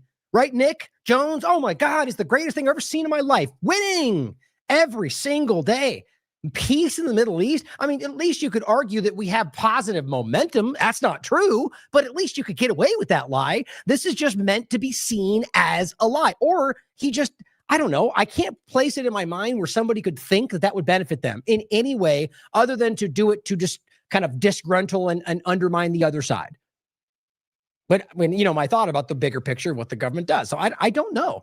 It may very well be today. Every day I feel a little bit more that these people may just not even truly know what's going on, which is just crazy. But sometimes that feels like the most obvious solution or answer, that they're just being allowed to think they're influential and in control, and they're not. But I just a thought. I don't really think that in the bigger picture because it's hard to see. My point is, they know they're committing crimes. It's not meant to be that they're removed from accountability, but peace in the Middle East. Gosh, I mean, okay, Gaza is obviously horrendous right now. They're still bombing Lebanon. Syria is overrun with the very people they claim they're fighting. The ones that they support, that they put there, who they had a bounty on that they removed to allow them to take over the country. You could go off in about 6 other places. This is insane, and it's an insult to your intelligence. We made a deal with Hamas that they're going to be very good, they're going to behave, they're going to be nice, and if they're not, we're going to go in, we're going to pretty a lot of people, and pretty violently, unfortunately, signed on to this deal. The way I view it, 59 countries signed on to this deal. The way I view it, 59 countries, and unanimous. There's never been, nobody ever believed us. Countries that 4 months ago didn't like each other, and now they're... Yeah, regime change tends to do that. All aligned together. I mean, we've had countries and they're not, me by when the they way. saw Not even close. the killing with Hamas, saying we'd love to go in and take care of the situation ourselves. Yeah, just like in the beginning was like, please, Trump, make a deal with me. And then they all said that wasn't true. The guy is the bluster. That's what he is. It's what he is and what he does. In addition, you have Israel would go in 2 minutes if I asked him to go in. I could tell him, go. Yeah, and you know what? They have been and they haven't stopped. But with his worldview, he's in control, making deals, and he's the one letting everybody know what they're allowed to be doing. And as you're pretending that, they're killing children right now. Go in and take care of it. But right now, we haven't said that. We're going to give it a little chance, and hopefully there will be a little less violence. But right now, they're violent people. Hamas has been very violent. But they don't have the backing of Iran anymore. They don't have. No, they didn't before, by the way. I mean, it just came to all the fun, because Netanyahu wants you to think that. Like, think about the bigger picture of how long he's been pointing at Iran and how often they've been caught lying. And here we are doing the same old dance. Remember in the beginning when they kept Vance and all the rest, they came out hot with this Iran points. And then they, peace president, they put it away. I mean, it's inevitable at this point. Unless we as Americans do something, that's where this is going next. Have the backing of really anybody anymore. They have to be good. And if they're not good, they'll be eradicated. I mean, it's just the language. That is the language of an authoritarian dictator. See, this interesting point we'll get to maybe today, maybe possibly tomorrow with time, about the whole no kings overlap and literally the provable reality that there was zero, like every event of violence that is documented, even by Grok, were done by the counter protesters. You could look it up for yourself. Stealing a flag from them, punching them in the face, like spraying them. It's just kind of insane. But we'll get to that if we get to. My point is, and we will, but maybe not today, depending on time, is, it's just this, I'll get pulled into it. We'll come back to that point in general. But overall, back to what's going on here with the deal. He says, with that last part, well, just well, that's what I was saying. Just that's where I was at that point. It's just the rhetoric. It's authoritarian, right? I mean, it's dictatorial. It's what you're doing. So the whole thing with no kings and all that, I had a weird thought about, that almost meant to be no violence. So that they could then go, what we've been hearing, right? That, we see it building and we just don't know how to stop it. Just like they were saying about the right. But now it's the other way around, right? They're not breaking the rules. They're acting within their rights just barely. So we have to change those rights. It's how we get the lefties. There's a sense there. I think that's part of what this is. We'll come back to it. Now, back in the overarching point, he was telling you, we're going to go in there and eradicate them if they don't do what they're told, like they're a bunch of sixth graders, right? Well, guess who's in Israel? Vance, because that totally lines up. Oh, and Kushner, because apparently he lives there now. The point is, I'm kind of joking. The point is, guys, why does it make sense for them to be constantly revolving in and out of Israel? Is that America first? Does that even make sense for just a normal government? I mean, what's happening right now is in your face. So remember what we just told you about Hamas continuing to do all the things they're doing. And here's what Vance is doing, like he's told. These people are not on your side. For USA Today, just to follow up on what you were just saying, how much time does Hamas have to lay down its arms before the United States either takes dramatic action or authorizes its allies to do so? Well, look, the president actually put out a truth this morning that I thought was very instructive. We know that Hamas has to comply with the deal, and if Hamas doesn't comply with the deal, very bad things are going to happen. But Israel can. They can bomb and lie and cheat and steal, and that's okay. But Hamas has to do it, every time. But I'm not going to do what the President of the United States has thus far refused to do, which is put an explicit deadline on it, because a lot of this stuff is difficult. A lot of this stuff is unpredictable. You basically have two regions in Gaza, one of which is relatively safe, I wouldn't say very safe, and one of which is incredibly dangerous, and part of ensuring that Realize that he just literally admitted they're violating the deal? Like the deal itself was allowed people to go back to parts they were in northern Gaza in particular. The entire side of northern Gaza is blocked off by that whole yellow line. So you must understand, they're not dumb to that degree. They know what they're doing. He's willfully admitting to you in an kind of side way he's just trying to cement into the idea of your mind that line is permanent and that's part of the deal. No, they did that on purpose. And I don't even see people in standing calling that out, like people in the UN who must know, who can read, can't they? That shows you something. we get to a durable peace is to broaden the scope of the area that's safe. And the International Security Force is a big part of that. We don't yet have the International Security Force set up. That's something we're working towards. We have a number of volunteers, and the International Security Force is a big part of that.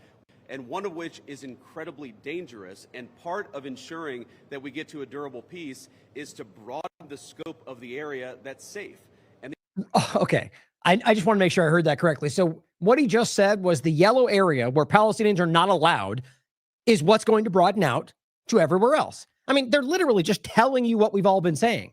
And that means there's no place for Palestinians, because if they cross that line, they're being shot. And that's what Israel's been telling you from the very beginning. If you're not a complete brain dead moron, and listen to what they tell you every single day. I'm sorry, I get frustrated with it. It's so overwhelmingly obvious. It's tiresome. The International Security Force is a big part of that. We don't yet have the International Security Force set up.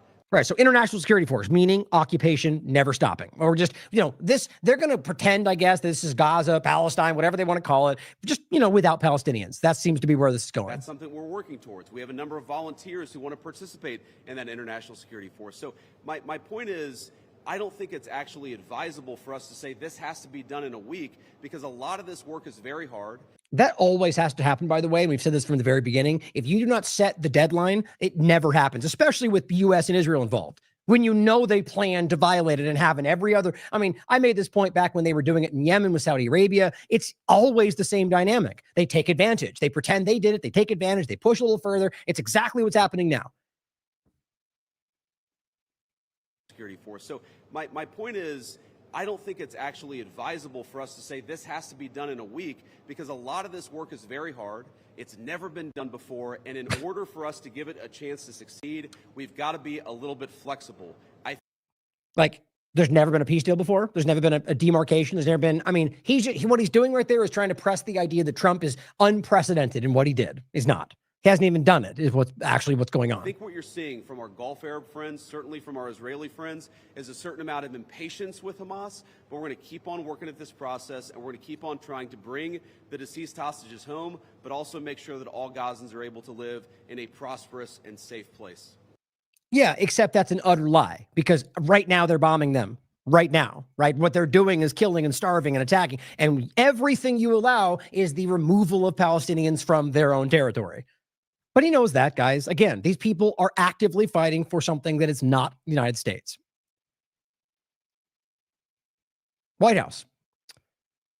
Donald Trump posts this tweet, whatever you call it. It says, or Truth has numerous of our now great allies in the Middle East and areas surrounding the Middle East have explicitly and strongly, with great enthusiasm, informed me that they would welcome the opportunity, at my request, of course, because he's completely in control all the time, to go into Gaza with a heavy force and straighten out Hamas. Straighten our Hamas.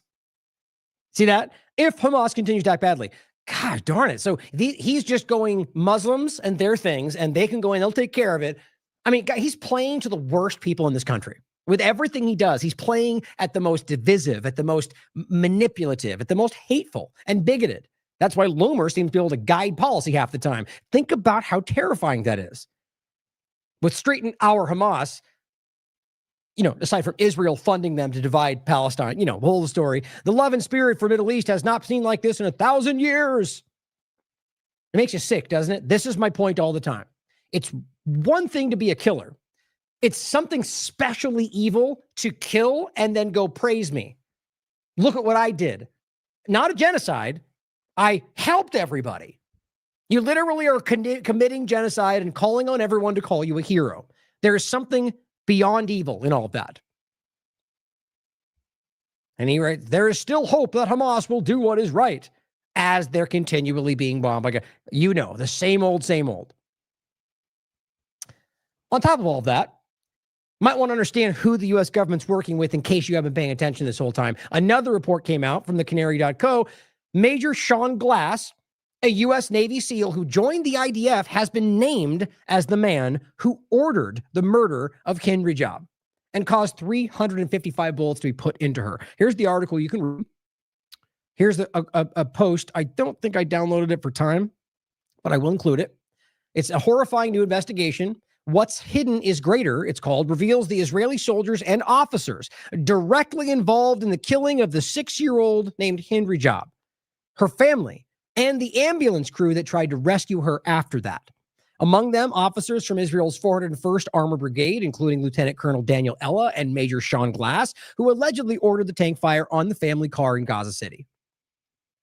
The one they keep lying about, even though there was a ballistics report coming. I mean, they not only prove this by their communications, by different, the munitions they pulled and the only place they're going to come from, like tank bull. Nobody else has tanks, guys. It's just undeniable.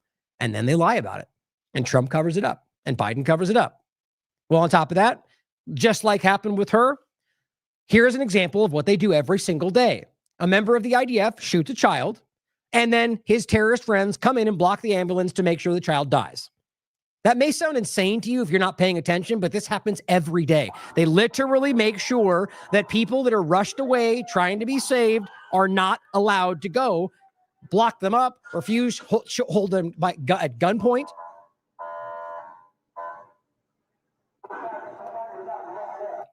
It's not a secret, guys. They want to make sure the people that they shoot, actually die. Now, here's an example for Twitter as well. I'll refresh this just to make sure you see it. Look, apparently that post is unavailable. I'll make the same point every time. It's not some weird nuance, guys. It is deliberate. Now, had Omar forgotten to post the link, and like I said last time, simply retweeted it, it wouldn't even be showing and you wouldn't know where to look. But like I keep showing people, when you post the link, even from them, they downgrade it because they don't want you to be able to flow through. They want you to go where they aim. Algorithmic channeling. Here's the post they're trying to hide from you. It was the one from before. Nothing encapsulates the Zionist settler colonial project more than this photo taken by Jasper Nathaniel, the one we were referencing, in the West Bank today. These were the guys that were beating people up in front of him, that were chasing him and almost killed him, and his own government said, we don't care. An Israeli settler standing over a Palestinian woman that he's beaten with a club because she dared to harvest her own olive trees. That's what this post is, that Twitter hides from you. If there was an image of a Palestinian clubber clubbing an elderly Israeli woman in the head and knocking her unconscious, it would be on every single network as a main story.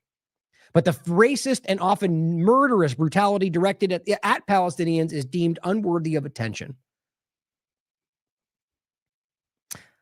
Max, this account, one of these many manipulative Zionist propaganda accounts. This is a video coming from UN BBC report about the UN humanitarian aid. Let me play it first. Describe what is on those trucks. This is baby food, baby nutrition. There are 14,000 babies that will die in the next 48 hours unless we can reach them. This is not food that Hamas are going to steal. No, we run the risk of looting. We run the risks of being hit as part of the Israeli military offensive.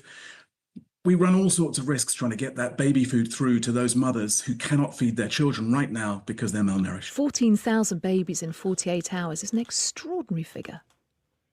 It's chilling. It's utterly chilling. Yeah. Those are numbers you can actually verify, not like the nonsense you get spit out by Pete Hegseth and Holman and Bondi and Noam. And I can literally prove to you they're just making up off the top of their head. But this is what or I should say organized lies, but same difference. We do. We keep going. It will be frustrating. We will be impeded. We will run huge risks.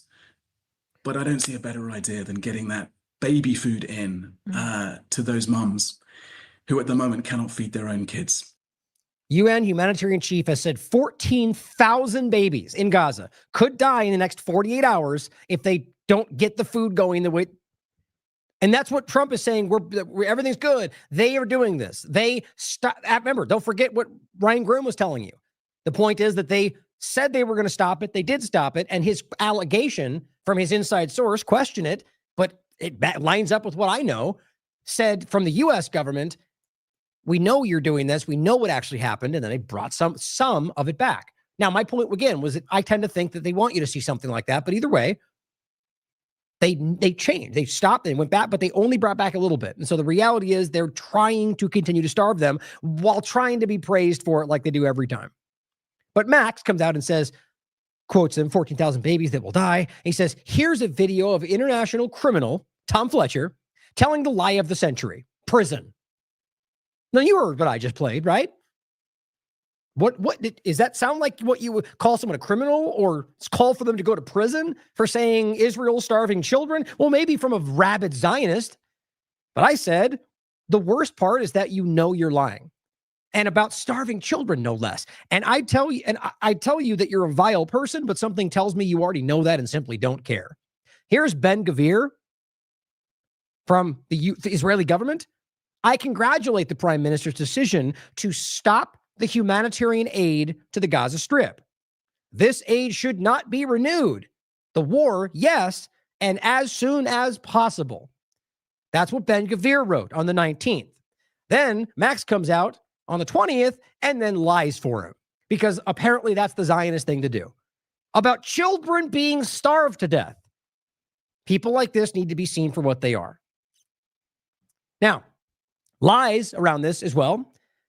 Here's General Mike Flynn sharing literally from the Israel Foreign Ministry account, using a lie that has been debunked 75 times as far as I can tell. Here are these, he says, these are the girls who can get pregnant. And realize this is the 2024 post. So it's the old post that, again, if you haven't seen this, I touched base with Robert about this. They're lying. That's not what the translation is. They literally made this up. And there, I'm sure you can find all the many different coverages down there, but we cover this at the time. This is Israel knowingly lying about women who weren't raped. You can prove that. You know why? Because every single one of them is now home. And all of them are telling you that, including the one with the gray pants that they all used to claim everybody was raped. How disgusting that is. The idea that they are willing to lie so grotesquely about something so serious.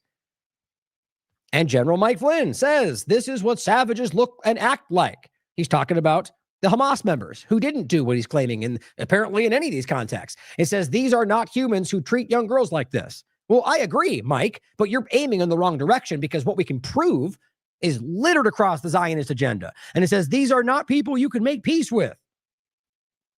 I mean, just think about what you're doing right now. And it says there will be no peace while savages exist with treat young girls like this. Well, you're right, bud. Look at who's doing it. Look at who you're not pointing to, who can prove, who has been doing this since its inception. And if you think I'm talking about Jews, you're just not paying attention. There's an overlap for sure. And it says, show this video to Jared Kushner and Steve Witkoff. And he says, I'm sorry, but I guarantee these young women were brutalized while in captivity. This is Mike Flynn on the 20th of October when you can prove these women are home right now. And they weren't. Isn't it just weird? And Neil says the translation has been endlessly debunked and you shameless Zionist crook, he called him. He says the Arabic terms are being misrepresented and mistranslated. Here are some actual Israeli terrorism for you to comment on as they're rushing after the journalist. It's everywhere, guys. It's desperate. It's vulnerable. How do we not see that? They're lying people like that to your face. Here's Aviva Klampus with everything we know. And she comes out and says, in a surprise to nobody, it turns out there's no data to prove starvation in Gaza. These are the worst people I've ever had to come across in my life. And of course, let's take a look at the actual article, because we're not morons like they are in reverse. Because for me to ignore the article, even though I know they're lying, would be just as dumb as them, right? So we look, and guess what we find? First of all, Gaza famine claims face mounting scrutiny as mortality data falls short. Okay, so she can't even lie. It's you know what? It's exactly the Zionist lie. It's the way they, instead of coming out and going, turns out the experts are claiming the data is not entirely there, she has to come out and say, no data. The article that you point to quite literally says that there's some. You are in, I mean, I don't even, it's just almost, we just need to laugh at these people, but it's so serious, and what they're involved with is horrifying. So then from there, one expert is questioning the veracity of claims. Oh, so there is data, tons of it, but he just questions it. See how dumb these people are? But on top of that, they're literally talking about the Integrated Food Security Phase Classification, the IPC, like the group to go to for classification of famine. And on top of that, the data they're pointing to has been roundly seen and discussed and evaluated by the whole effing world at this point. David Adesnik, vice president of, guess what? Foundation for Defense of Democracy. Like you didn't see that coming. And a literal insider, he might as well globalist, technocrat, Zionist, guys. Just think about how insane this is. That they're trying to gaslight you into thinking that they're not starving to death by pointing to somebody who has an interest in lying to you about everything they're doing. On top of that, that she lies about the article's very point. That is desperation, guys. Maybe you want to know why. Here's one of many reasons. And this is Scott Horton telling you what you probably already know. Might be the most Zionist president of the United States in history, but he might be the last one, because Israel is going to be permanently controversialized now. It's the most criminal regime in the world, and they are a dead letter, name is mud on the left, and more on the right all the time. It's something like 50-50 on the right now. People are sick and tired of being lied to and condescended to and used and abused in this way. I mean, for all the people listening to this or watching this, I think Benjamin Netanyahu respects you. And this is a guy who has said on multiple occasions, in fact, on September 11th, he told the New York Times, good for Israel. This is very good. I mean, it's just one video, but if you've been paying attention to this platform and plenty of others, I mean, guys, the evidence is overwhelming. People like John Kirkow or, I mean, any number of people that are either insider government people or people from the CIA and intelligence, people from, I mean, every one of them. Wilkerson, they lie and it's so obvious right now. And as this person wrote, the residents, just quoted what he said, American radio host, author Scott Horton, who you should pay attention to. And here's Benny Johnson with the facts, or just screenshotting, quoting what Trump said. And he says, numerous of our now great allies. Fantastic. Numerous of our great allies in the Middle East and areas surrounding the Middle East have explicitly and strongly with great enthusiasm informed me that they would welcome the opportunity at my request, the same one we heard before, to go in and take out Hamas, the group that you allowed to be armed and now point to as the problem because they're armed. Benny says, President Trump says multiple Middle Eastern nations are on standby to wipe out Hamas if the terror group continues its aggression. Just, making it sound like we're in charge and everything's going as planned. So, lastly, Brianna Joy Gray simply points out, if you don't already understand why aren't you cheerleading the ceasefire? I mean, well, let me finish. Why that trend being propagated by many people and other establishment pundits is cruel, bad faith Hasbara. I hope this exchange makes it clear, and I'll read it to you. But even when that first started, it's sort of like it comes to mind actually, like with Tyler Robinson, for example, where first thing they yelled was lefty terrorist boomer. We knew it, and then it wasn't the guy they pointed to, and they just kept saying that, and then it just became the other guy, and the narrative didn't even blink. Well, then that clearly shows you that they were going to yell that no matter what, right? So in the same case, they come out immediately and they go, why aren't you all celebrating the ceasefire that wasn't happening, that they were clearly still bombing? And on top of that, it wasn't an end to the war. And not everybody in this is like, ceasefire only. Okay, it's over. They're going, we want a state for Palestine. We want self-determination for Palestinians. We want an end to the, and it's just such a dishonest framing But they all did it. Ben Shapiro and the Israeli government. Why aren't you all celebrating? They really wanted to like shove everybody into that stage so they could just pretend like it was over. But this, and remember, that was in the beginning. And then 5 days in, they're still bombing. They're still, I mean, it just kind of became really dumb. And they did kind of stop. But it picked up again once Trump is yelling things again. And this person says, I get messages, Sammy Obeid, I get messages like this all the time. But rarely am I gifted with it coming from a comedian with multiple allegations. So this person says, and this, I love this, but this is the reason I want to show you this. I get this kind of stuff all the time. And this is why I always point this out to you as, you know, the kind of person that comes in the comments or the chat and goes, I've listened to you for 30 years and now I can see that you're always been a liar. And it's like, well, I've been only doing this for 20 or says something about what you always do that you've never done. It's a tactic. I think it's, and look, there are people that may do that or may think that about me. Let's see, that's for you all to decide. But my point is there are ones that are very deliberate and about trying to like scare away the new people going, oh, I think he might be a deceiver. I'm going to go somewhere else. And so it starts like this. September 16th, he says, dude, you're such a classy guy and a huge truth teller. It's so admirable to watch. That's it. So what that's meant to do, in my opinion, based on all this, is that he's trying to make him think I'm on your side. The next post is, and this was, I guess, I don't know, looks like a couple weeks later. He goes, yo, dude, is your family free yet? I know you were so concerned about the genocide in Gaza, so was wondering if you were excited that it's over. Is your family fatter or skinnier after apartheid? Do they still have roof or are they rubble cuddling at night? I haven't seen you post a peep about the ceasefire, so I feel uneasy that you haven't weighed in yet. Hope they're all safe and fine, but clearly with a bunch of little slights in there, right? But his whole point was to try to kind of manipulate, I guess, like, I don't even know. Like I think that they get the sense that these people are of the mind that they're on the right side. This person says, UIDF or something? What is this? And he goes, I want answers. As I watch your intellectually dishonest Jew-hating post, you see, and then automatically goes hard because he gets called out. Now you can talk about a ceasefire, so why don't you? Right, because it's not happening, moron. And it says, when I met you years ago, you told me that we were from Lebanon. It just goes on about it. The point is, and he goes, oh, wait, aren't you the comic who raped? And he goes, yeah, of course you believe that. And it's just funny that he posted it could be, who knows? You can look into Adam Richman and the thing for me is the effort to try to go, hey, we're on the same side. We're on the same team, just to kind of manipulate. But overall, that there is no ceasefire. And these people are literally like hounding people to get them to go, yay, that seems like an effort of propaganda to me. On the same time, what about the hostages, guys? Hashtag release the hostages. The military is still holding about 9,000 Palestinians in what it calls security prisoners or detainees.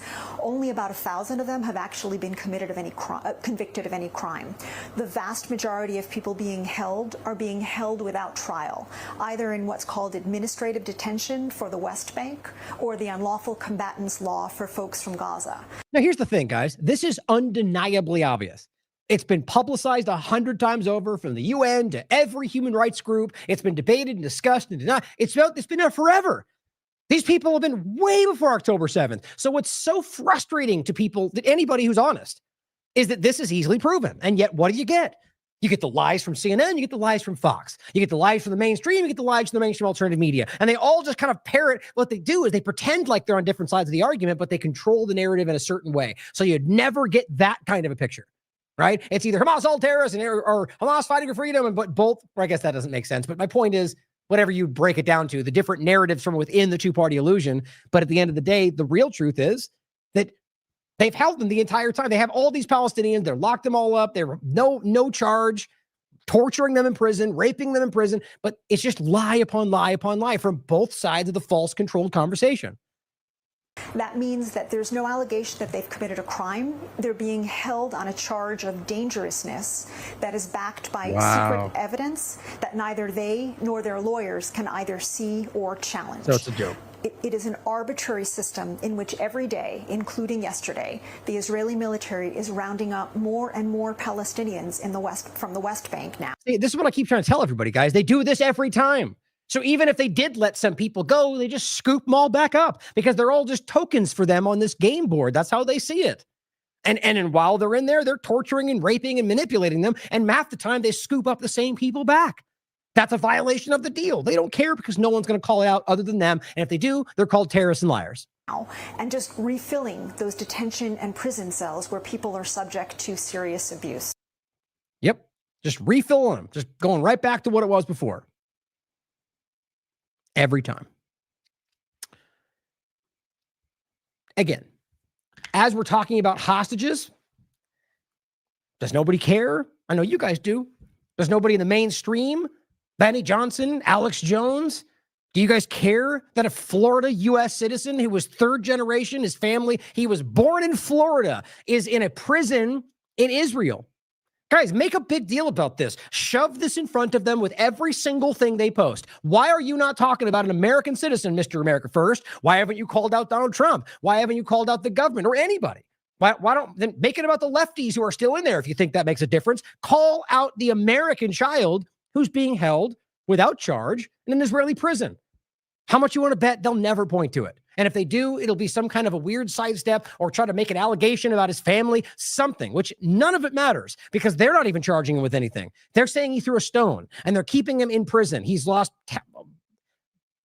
what was it, 10, 20 pounds? He has scabies because that's what the kind of places they're living in, which it's just overwhelming, guys. And I'm surprised to see this. Congressman Ayanna Pressley. So again, my mind, I mean, it's going to be a long time of consistent right actions before I see it as anything but opportunism, but it doesn't matter to me. It's about, look, they called it out. Good for them. Share it. Give them reach. The reality is Mohammed Ibrahim, a U.S. citizen, is being held in an Israeli prison. His health is deteriorating and the circumstances are desperate. The United States must use every avenue available to secure the release. You know who hasn't commented on this? Donald Trump, Marco Rubio, Vance, Hegseth, Bondi, Kash Patel, Bongino. Every one of their Zionist U.S.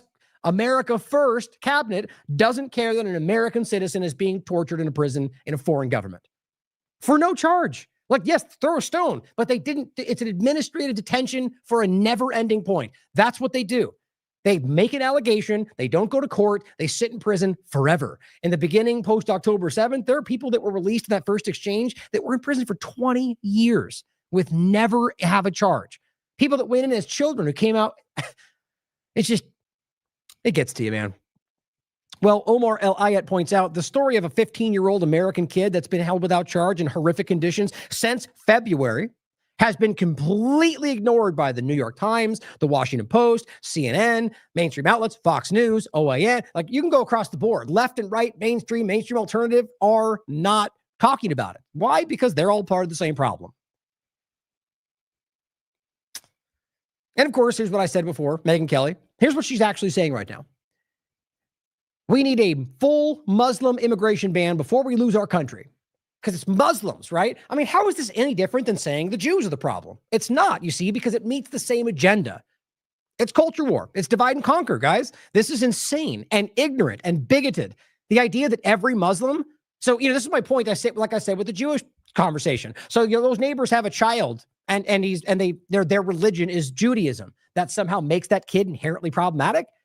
I mean, it's a special kind of like mind rot that we talk about with it's not one religion or the other. It's people who then broad stroke about all of it. Can you make points about certain elements of the extreme parts of that? Yes, just like with Judaism, just like with Christianity.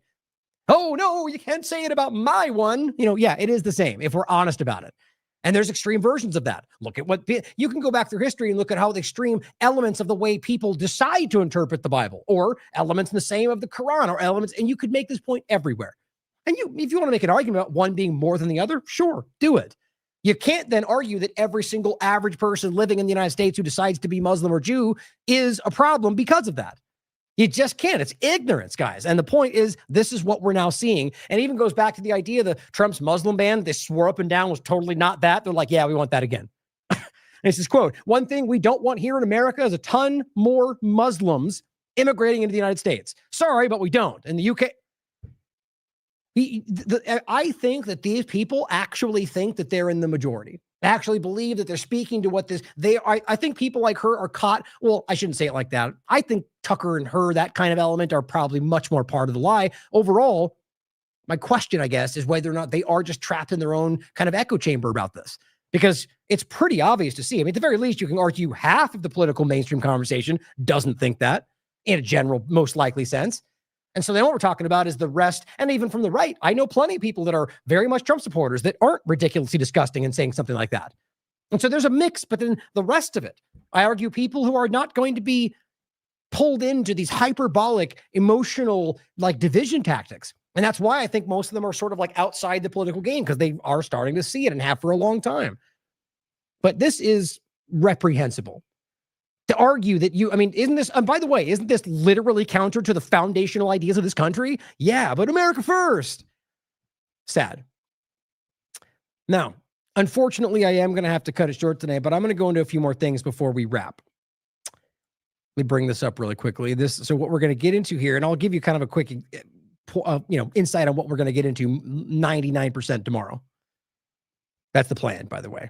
So here is what I have lined up. So what we're going to get into, and it's quite a bit more, and that's again why I just did it, how the two-party illusion ushers in authoritarian government, because this is most that we're getting into here. I'll point to some of it, but what I really specifically will get into is the conversation of the two-party illusion, the division that they're playing into, the idea like the No Kings protest, the lack of violence, the Antifa lie, the ICE overlap, and this is not about the left-right kind of lie. It's about the reality of both sides are misrepresenting the full picture for exactly what always seems to happen.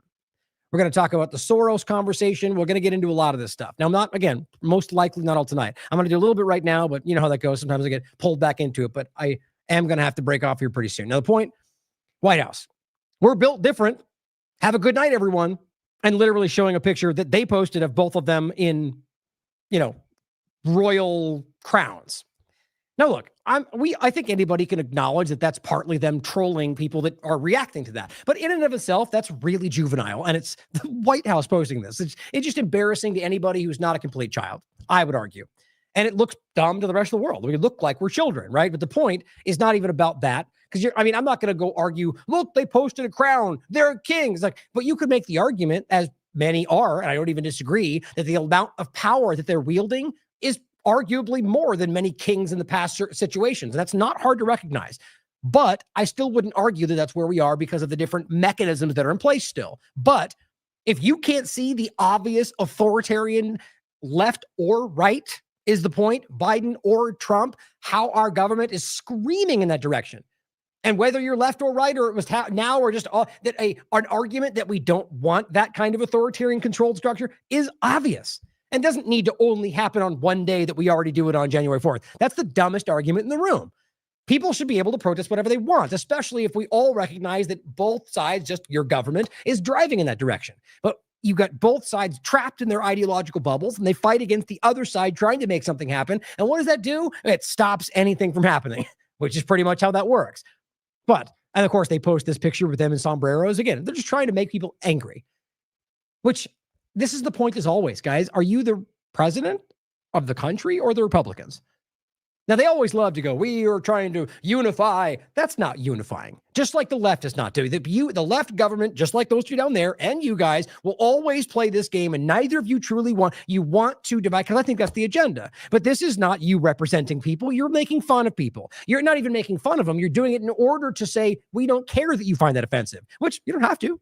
You could do whatever you want. That's free speech. The reality of it that you all pretend we don't have now. My point, though, is that it's meant to anger them. It's meant to insult them. That's the intention, and you know it. That's why they laugh about it. The other children in the room going, yay, dunk on the Democrats, while allowing Epstein lists to get ignored, while allowing digital identities to be, while allowing all the things they actually claim they were fighting against. But yay, dunk on the Democrats. So I'm just highlighting that these people, and it's no different than Trump, the Biden before, and Obama and Bush, are not actually even trying to represent everybody. That speaks for itself. Now, the point is they're not different, though. And I think we need to recognize that. They love to frame it that way. But here's an important point that you might have seen. Merriweather Farms. And guys, this is everywhere if you're not trapped in the Twitter lie of what's going on. Dear Trump, it says, and this is a 36,000 followers, Make Beef America Great America Again. And it's a larger account in this conversation of the, food overlap, and they're big supporters of Trump. He says, we love you and support you, Donald Trump, but your suggestion to buy beef from Argentina, which he did, to stabilize beef prices would be an absolute betrayal to the American cattle rancher. Remember all the rightly so, the outrage about the supply chains and the farms and the UK and what they're all doing. And it's weird how Elon Musk and that whole movement just don't care all the times that Trump does things in the same direction, to the same degree, to the same outcome. You need to see that. Or Musk and the rest screaming about censorship in the UK, but then when they censor around Israel, nobody cares about that. But it says, we understand there are larger economic and geopolitical dynamics at play, including countering CCP influence. Why that has any effect. I think that's them just trying to nod to what he might say. Come on, guys. In what way does that even relate? Other than the partisan narrative that you'll probably parrot, the reality is to argue that CCP influence has any, like the point they're making in this would speak for itself, that they shouldn't be going outside of this country. Isn't that America first? But it says, but the practice of solving problems over there before solving problems here on our soil is what contributed to the downfall of the country. Exactly. So it's not America first. At the very least, it'd be America second. And it says, we understand beef prices are high and we admire your concern for all Americans. I don't believe that's even how he feels, but it says, but this is not the fault of American producer. This is the fault of the politicians who have allowed BRICS-aligned entities to dominate the meat industry. That's fair. And it says that participate in price fixing and also continually lie to their customers, just like people in this country do, just like most of these industries do. Washington for decades have facilitated the squeezing of our own ranchers while allowing these entities to flood their market with cheaper, lower quality. Yeah, that's what Trump's doing. You may not think that's his intention. That's what he's doing. And it says, and the American people don't even know these products are foreign because they allowed to be marketed as product of the United States. Yep. Now, they seem to think that they're going to reach Trump with this and seem to think that he might not be doing the same thing for the same reasons. That's wishful thinking, in my opinion. But it says, on top of all of this, there is only chaos coming from the Department of Agriculture. So Trump's administration. There is no true guidance, mixed messaging, and copious amounts of photo ops. Yep. So they are seeing it. It seems like they're just trying to make this nice. And it says there is no one to trust over there. That's his people that truly understands the issues and isn't bought out or aligned with big industries. So this is Make America Healthy, a grand team? Yeah, it is, guys. The American cattle rancher is one of the last symbols of independence that we have in the nation. But the continued manipulation and betrayal by the very people who claim to support them need to end immediately. Well, see, what's crazy is I get the need to make the statement, but if you are recognizing that they're right now, as we speak, betraying you, why would going Trump stop betraying us? Why would that make him stop? Like, I think the point is we need to recognize that stating this is just to get awareness, I would argue, and that the reality that they've come to is that they're not on your side anymore. I'd like to believe that. It says, while only representing 1% of the population, the work is tireless daily in poor conditions, with low margins, without thanks, all in order to keep this country fed. We would be a failed nation if we continue to betray the very people who put the food on the table for us. Right. You can make the same analogy in every other field of what's happening in this country, being sold out to who the highest bidder. There are so many voices on the outside that support you and want to see you succeed. Maybe it's time to start listening to them. See? That's very clear to me. It says your team knows how to get in touch with us. So what they're saying is, you're just not doing it. People are telling you that you told us you'd listen to, but you're not listening. Melanie Diarigio, what is it from? Executive Director, what is this? Campaign for New York Health, simply says Donald Trump isn't buying beef from Argentina to stabilize prices. He's buying beef because his mega wealthy friends and donors are heavily invested in Argentina. You know that. Now, people will push back as a partisan point, even if it's partisan driven. That's very accurate. And it says, and this is how we repays them, by selling out U.S. farmers. Now, you can disagree with the last part, but that's exactly what's happening. Not America first to me.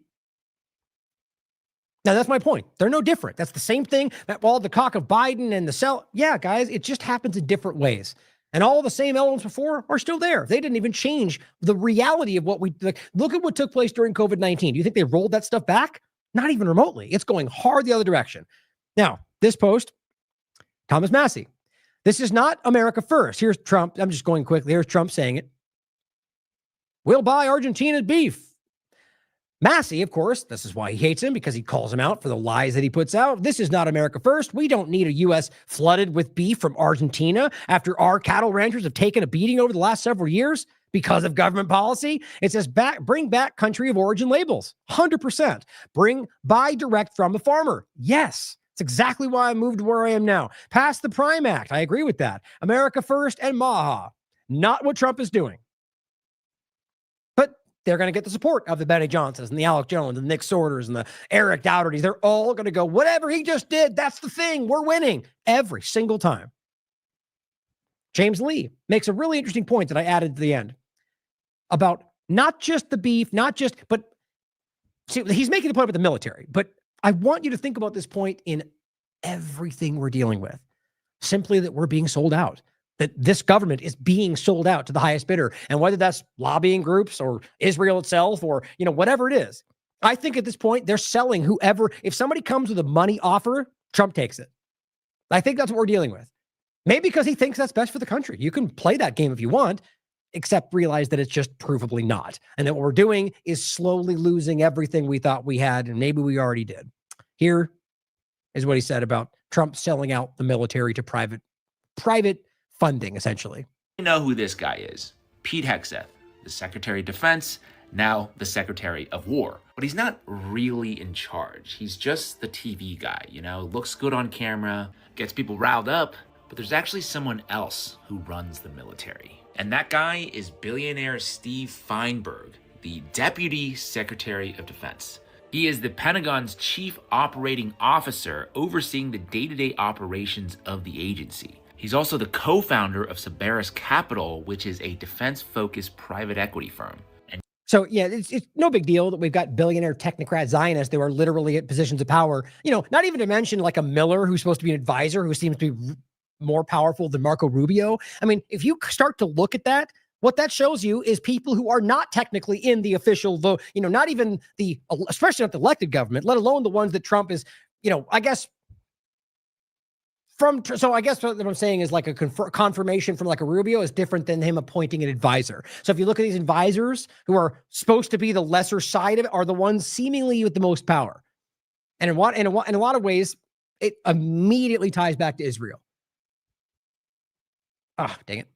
His private equity firm. Chief operating officer overseeing the day-to-day operations of the agency. He's also the co-founder of Cerberus Capital, which is a defense-focused private equity firm. And guess what he's doing now? Yep, private equity is getting ready to take over the funding of the U.S. Army. Think about that. This is reporting from Semaphore, quote, the U.S. Army has turned to private equity to fund an infrastructure overhaul. 2 top White House officials met with Wall Street investors last week, part of a Trump administration effort to enlist the $13 trillion private capital industry into public financing. This is not good because, different than public funding, the only thing that these guys care about is returning money to shareholders. In fact, they have a fiduciary duty to maximize returns.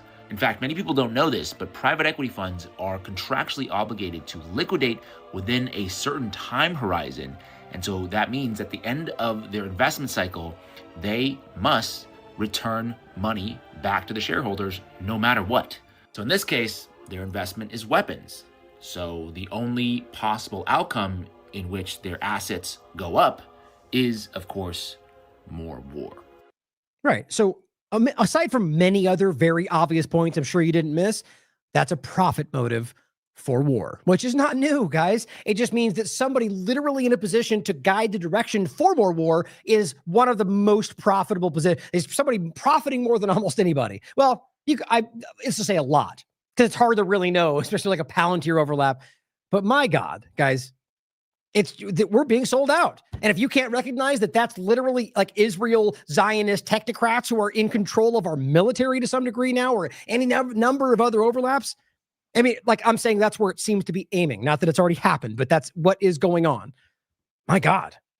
Now we're going to get into some more Epstein stuff probably, in the next, will in the next show, but I just want to simply point out the reality that Mike Johnson is still dragging his feet and playing this really weird game where it says, unlike Mike Johnson, this is Kelly Morrison, unlike Mike Johnson, I actually spoke to Representative-elect, that's her name, Adelita, this week. She does not have an access to an official website to constituents because she's not in position yet. And so here he is going, well, how about she stops making TikTok videos and starts helping her constituency? Well, she's not in position yet. And I think he knows that, but he's trying to spin this out into a confusing position. The reality is she's not even accessible. Doesn't have access to her constituents or her phones or any of this stuff until she's allowed to be put in position. So he's trying to claim that she's the one not doing it, like in a weird backward way. These people, how do you not see this as desperation? Mike Johnson is still dragging this out about the Epstein files. Ken says the longer this goes on, the more Americans want to know why Republicans are protecting pedophiles. John Cleese says it's extraordinary to realize that we cannot trust a single word this man says. It's not extraordinary to me. I think I've known it my entire life. But Mike Johnson says, I'm following the Pelosi precedent. Pelosi took 25 days to swear in Julia Letlow. And Carl says, are you saying Pelosi refused to swear her in? My understanding is that it was the date that she requested to be sworn, because that's correct. But you see, Mike is deliberately trying to confuse who he sees as dumb enough people to follow. Now, either that means he knows you'll blindly repeat him because you're a liar, or he thinks you're too dumb to know that that's an obvious manipulation. You can decide what he thinks of you. Either way, you're either willing to lie or he sees you as too dumb to know you're being lied to. The reality is the Pelosi swear, he's trying to act like he's just following suit with the dumb Democrats. Well, okay, even if that was true, doesn't that mean you're just as bad as them? That's the point they all put forward. But the reality is it wasn't the same thing. He's desperate. I don't know how else to frame it. Here he is again, who refuses to swear. He goes, instead of doing TikTok videos, she could be serving her constituents. Again, same point. Well, she doesn't have them until she's sworn in. Where are the files? Of course, you get this kind of reporting from Mila Joy saying, the DOJ just released the transcripts from the audio of Maxwell. They're drowning in this, guys. And guess what? It shows you, the completely transparent, not edited at all audio of transcript that we didn't even see the full picture of. That was obviously edited. Or the idea that it's Maxwell, a convicted pedophile, sex trafficker, who already had secret meetings and moved to a nice prison before they had this whole conversation, was given all sorts of information, was left very happy.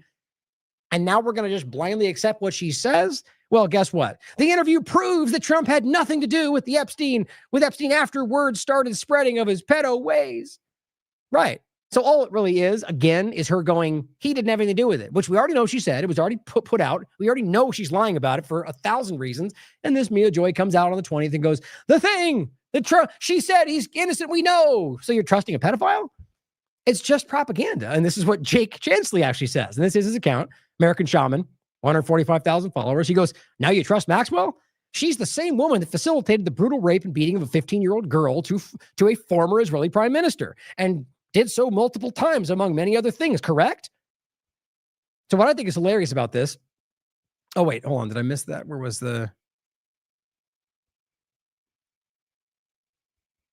Oh, is this the wrong one? Maybe it's the wrong one.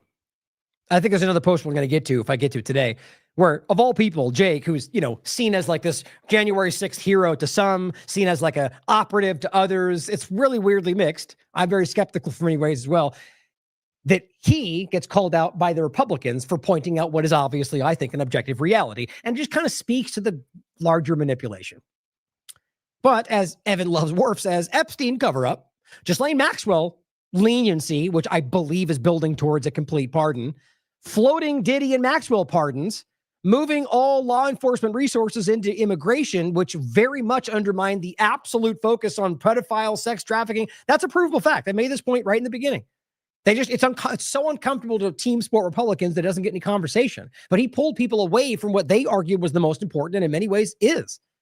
The idea of protecting children should be one of the most important focuses of law enforcement. And they moved away from that and went after a bunch of people that, ran traffic tickets and so on. And it says he's literally the best thing to happen to pedophiles in history, says Evan. The point is, Donald Trump is considering commuting Diddy's sentence. Why? Isn't it weird of all the people like Epstein, Diddy, Andrew Tate, they seem to be protecting the worst sexual predators we've seen. Now, this section we'll get into is about more of, as Gen X Girl writes, does MAGA realize how captured they are, understanding that you're now being told to support a Democrat because he points out what other Republicans they don't like are saying? It's proving what we've always said. That it was never about the partisan game. It's about trying to manipulate you and to control you. Here's Alex Jones. This is Jay Shields saying a Jewish guy, and Alex Jones to try to convince you that the globalists, not Israel. How long have I been telling you that? First of all, that is Israel, guys. They're a central player in the globalist agenda. And he knows that, which I think is why he's pulling his punch. But it's just funny to me. Full interview, Jewish journalist and activist Andrew Mayer warns that globalists are using the Greens. Now, it's not about whether he's Jewish. I think it definitely believes it plays a factor because he's a Zionist. The point is that it's about him trying to convince you that it's anything other than Israel when it matters the most. Or Glenn Beck coming in and going, Speaker Johnson just confirmed something. Oh, great. The government speaker just confirmed something. So you're trusting the government now, Ben? Yeah. Or Glenn? He always has. Just understand it, the side. But he says, Mike Johnson just confirmed something I've been warning about. That Israel's taking over the country? No. That anarchists, Islamists, communists, and socialists are all working together to overthrow the West. Yeah, it's a vanilla ISIS spin. These are the people that are supposed to be the journalists of our time? Wow. And I was called crazy for predicting it. He goes, and which we know is the Democrat Party. Right. So the Democrat Party is now overtaking the West? Let me back that up. The West? These people have lost the plot, and they are trying to convince you that it's anything other than everything in front of you right now. Zion Observer says it looks like AIPAC set up a website to funnel secretive donations to candidates. It's true. We'll go over it. They're just trying to sidestep the reality because they know everyone sees them, guys. They've lost control. But again, Vance went to Israel because that's normal, right? No big deal there. Now, this is the guy I was talking about before, the guy who's rejecting AIPAC money. What I found interesting, and this is what Nick points out, it turns out, though, he is very clearly still supporting Israel and their ongoing genocide. Okay, so what that shows me, and I still make the same point, he's using the momentum. He sees, and maybe even along with Israel's support secretly, who knows, but he sees that most Americans are like, AIPAC is a problem, because it is. It's objectively obvious. And so he goes, I won't take any more. And my point is we should still go, good. Yes, even though I think it's obviously opportunism because he still supports the people doing that, but still point to it. You see, I think it's important to stress that. Still point out that's good. We should all do it. Make opportunists like this start thinking the truth is more to their benefit because it should be. But we have the point about going after Massey and how Israel's funding all of everyone going against. I mean, look, left or right, anybody calling out Israel is being attacked by the Israel lobby. We have Trump leaning in with Lindsey Graham instead of Massey, and that's America first. Insane. Massey calling out the vaccine schedule and the vaccine and Pfizer profiting from your forced vaccination.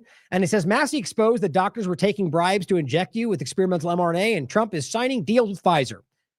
Sure, you can figure out what that shows you, okay? Stop falling for it, guys.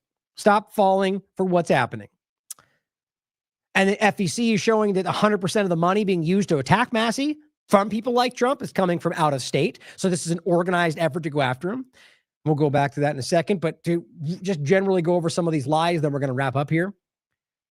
And I'm going to go into this in depth, but I just want to point these to you, and I'm probably going to do this early tomorrow. This is a clip from 60 Minutes showing that federal judges have caught the U.S. government providing false information in over 35 court cases. Yes, question whether that's being lied to, but it's a Democrat trick. Always question that. We shouldn't even need to say that. The immediate response should be, I already questioned it. I'm waiting for source material. The point, though, is I can prove to you in many of these cases that they've lied because I could tell you, I could show you the lie with comparing it to the truth, and I can also show you that they've been caught and then had to adjust their story. So they've been caught repeatedly lying about Garcia. Here's the guy literally said he had to resign because they were being forced to lie about him. But you get all the Nick's orders out there going, we knew it. He's a terrorist, rapist, monster because Bondi says so.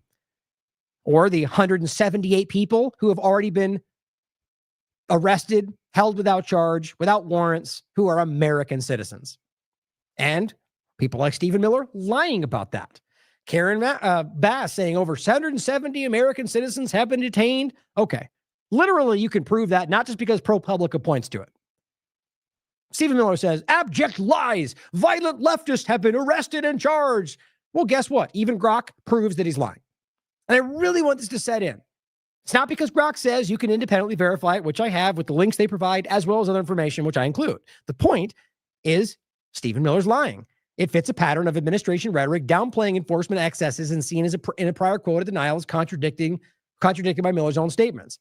Just cut to the chase. Yes, Miller's denial appears to be a falsehood. It misrepresents the documented evidence. We'll go through this tomorrow.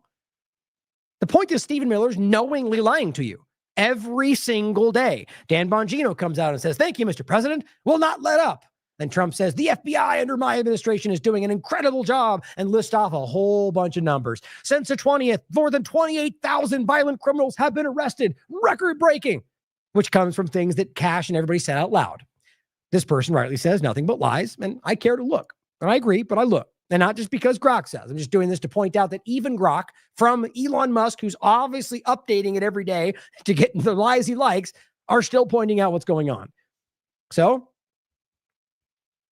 what evidence has been presented to back up the claim, starting with just 28,000 followers? Okay, cut to the chase. Kash Patel's statements and things he showed you on paper. That's it, right? Bongino posts about it on Twitter. President Trump posts about it on Truth Social. FBI, DOJ announcements about the numbers. That's literally what we're talking about, guys. Now, look, I could just as objectively point to say that that doesn't prove it's false either, right? But I'm pointing to you is that nobody has ever verified these things like they keep lying about, or Doge they lied about, or 7-0 wins in Supreme Court Miller lies about. They lie like they're breathing, guys, and it's not unique to this administration. It is pretty excessive, but it's not unique that they lie just on the Republican side. Primarily supported by administration-led announcements. And just simply goes off all the graphics they shared. It's the same idea, guys. Oh, of course, on top of that, the discussions were then shared by Mario Nawfal, Eric Dougherty, right? It's just going, stunning, the thing they pointed to. Those are journalists? Oh, look, no source material, no verification. No, it doesn't matter. Lie after lie after lie. That's the whole conversation. Gunther Eagleman says, FBI rescued this many because these two said so. And these are supposed to be the journalists, the new media, who just go parrot government. And that's supposed to be fighting the deep state? Cristian Ohm. She's arrested over 480,000 criminal illegal aliens. Excuse me. 70% had prior charges. Okay. Big numbers. Let's see what Grok says. Noam's presentation relied primarily on internal DHS and ICE operational data. She did not release a detailed public report, raw data sets, or third-party auditing during the event. Okay, maybe it still is. Maybe she just doesn't have that yet. While Noam presented the figures confidently, no independent evidence or detailed reports from the DHS or otherwise are released at the event. A Cato Institute study showed data and found non-criminal entities that had taken into ICE custody. By the way, we know that's not true, the numbers they put out, or the amount of 70%, but it says ICE detention stats show 71.5% of detainees have no criminal convictions, the exact opposite of what she said. So she took the number and reversed the outcome. These people are knowingly deceiving you. Federal judges have challenged related enforcement. We'll come back to all of this. But what's funny is it may very well be that she doesn't know that she's the one, they're the PR face, like he said about Hegseth, that aren't even really in charge. That actually makes sense to me for the interest of very obvious people. Well, Elon Musk says yesterday, postponing Grokpedia. We need to do more work to purge out the propaganda. Yeah, right. So that's all I'm showing you to recognize that Grok showing you they're lying is probably going to change soon enough. Like the reality is they're updating and update. What's the propaganda? Information you disagree with? Somebody who says things that are wrong all the time? I mean, if you're inputting data that is using to evaluate, the fact that you have to constantly update and audit it and make sure, that's you controlling the outcome. I don't know how else we see that.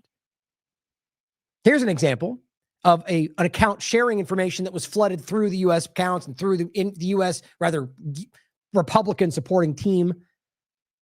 So Daniel McAdams shared this, lying bastards. Oh, but they deleted the post, and it is deleted.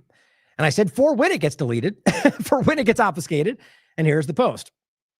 Or first, this one just says, Colombian president claims one of the narco boats destroyed by the U.S. Naval Task Force was just a poor Colombian fisherman. Does that look like a poor fisherman? Okay. U.S. Homeland Security News. So it's like a independent fake media account report. Well, it got edited or fact checked by Twitter, and it says, no, it's an old photo from 2024. And so at the time, I simply said, where was it? Right here. I said, you got to love the U.S. getting caught lying, knowingly lying to you, and then getting called out by the very AI they're building to control your life. Now, the data was something that was the lies coming from the U.S. government are obvious about them being terrorist boats and not fishing boats. And it says, guess this is what you get when you allow morons and sycophants to be in positions of power. Stupidity. And then guess what? The guy literally posted it again. And this is what I keep trying to show you guys. So you got called out and you just posted again? Apparently so. You absolute clown are more likely part of the manipulation. And every time, millions of followers, like this one right already. This one alone has, I guess that's not as much. Maybe people are catching on to the lie. The first one got millions. So it's cropped a screenshot. He did the same post with a different image. So what I'm trying to show you is this U.S. Homeland Security News that has 489,000 followers is deliberately deceiving people. After it gets caught, after it gets shown to lie, it deletes it and just gets a different picture, posts it again. That's what we're dealing with, guys. And this is Trump telling you we're going to go to war with Colombia now. And I've only been saying this, or rather, we're going to call them out.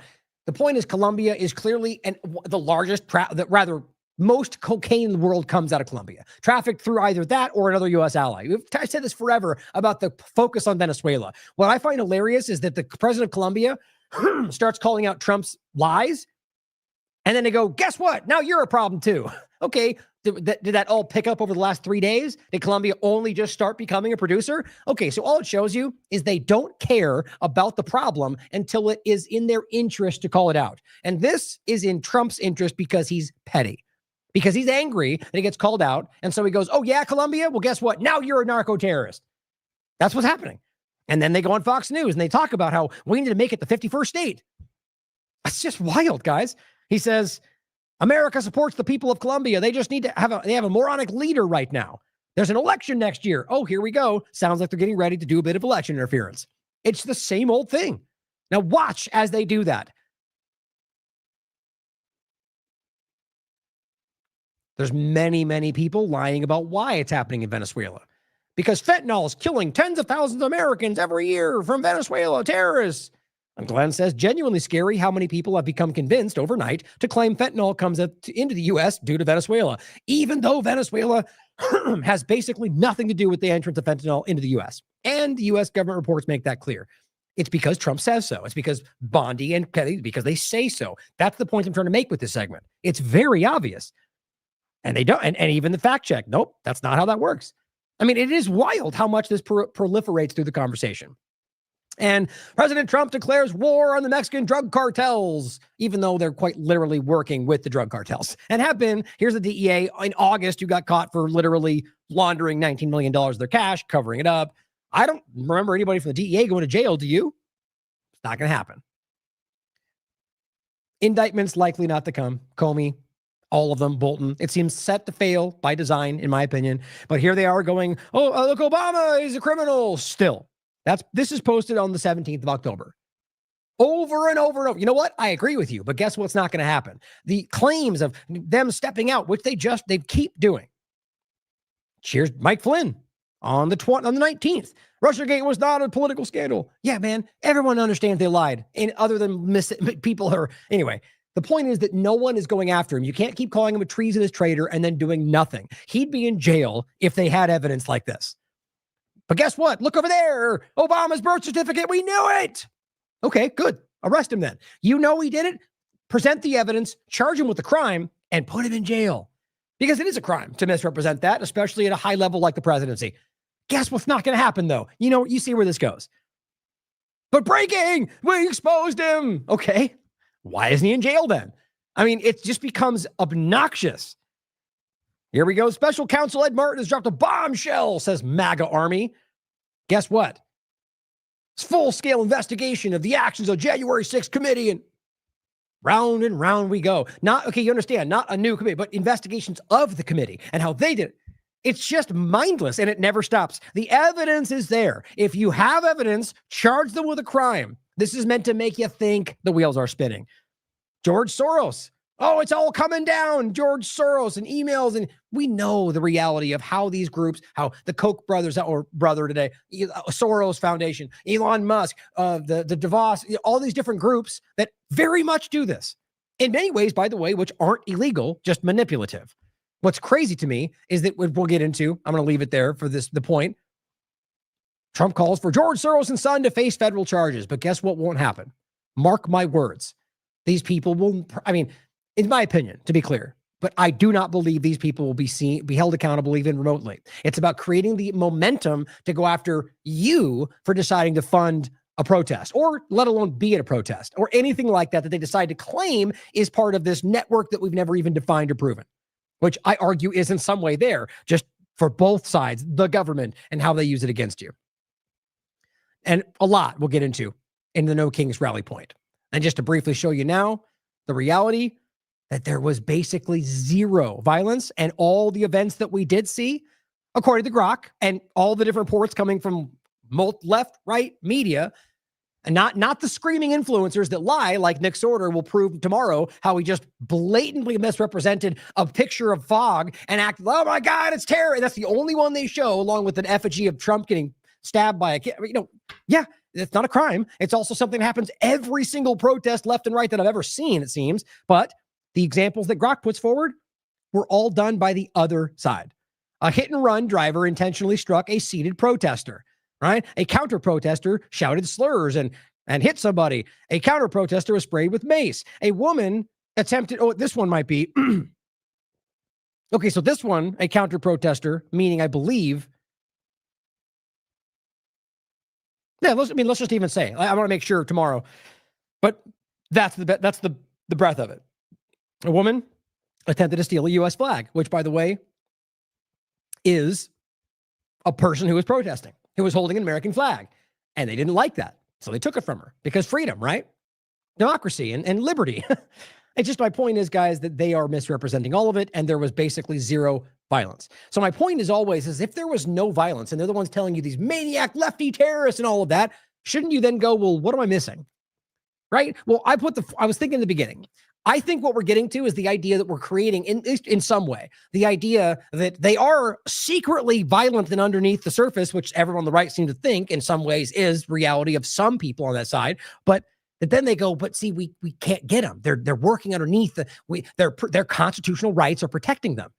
So we need to find a way just temporarily to get that out of the way so we can go after what we know is there. And it's exactly what was being done about the right. Right? How many times have we brought that up? How many times have we played that clip?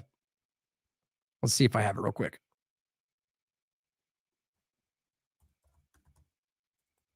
I think it's under her name. There it is.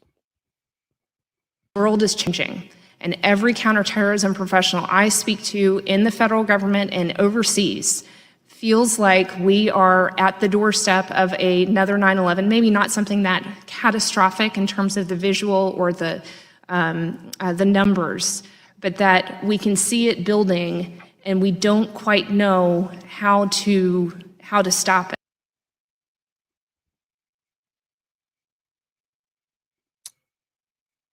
I was trying to find that other post, but so, we've talked about this. Whitney and I talked about it. The reality is they're pointing to Republicans who they claim were not breaking the law, who are acting within their rights, but we see it coming and we can't because the rights are stopping us. And so they made a call, and just like they're doing today, which is already happening, to ignore what is inherent, to ignore what is, which shall not be infringed. It's insulting. So overall, we're going to get into some more lies about that and the lies around it. And ultimately what, from the Republican side of this, the claiming all these terrorists and monsters and all the violence is coming, and then ultimately only making fun of them and pointing to like this derisive kind of like, look, to cut the chase, I think we're at a point where they're trying to elicit some kind of a response. I think we have to be honest with ourselves about what is really going on. I'm just as I can see it just as like anybody else can, that there are elements of people in the, what I argue are the team sport side, the left and the right, who are absolutely as problematic, as extreme as they like to say about each other. We know that's there. We can see the Patriot Fronts and the Antifas and these parts that are very much tapped into this, or the kind of weird Q underlap, or the weird sort of woke anti-trans underlap. Both sides of these are being cultivated.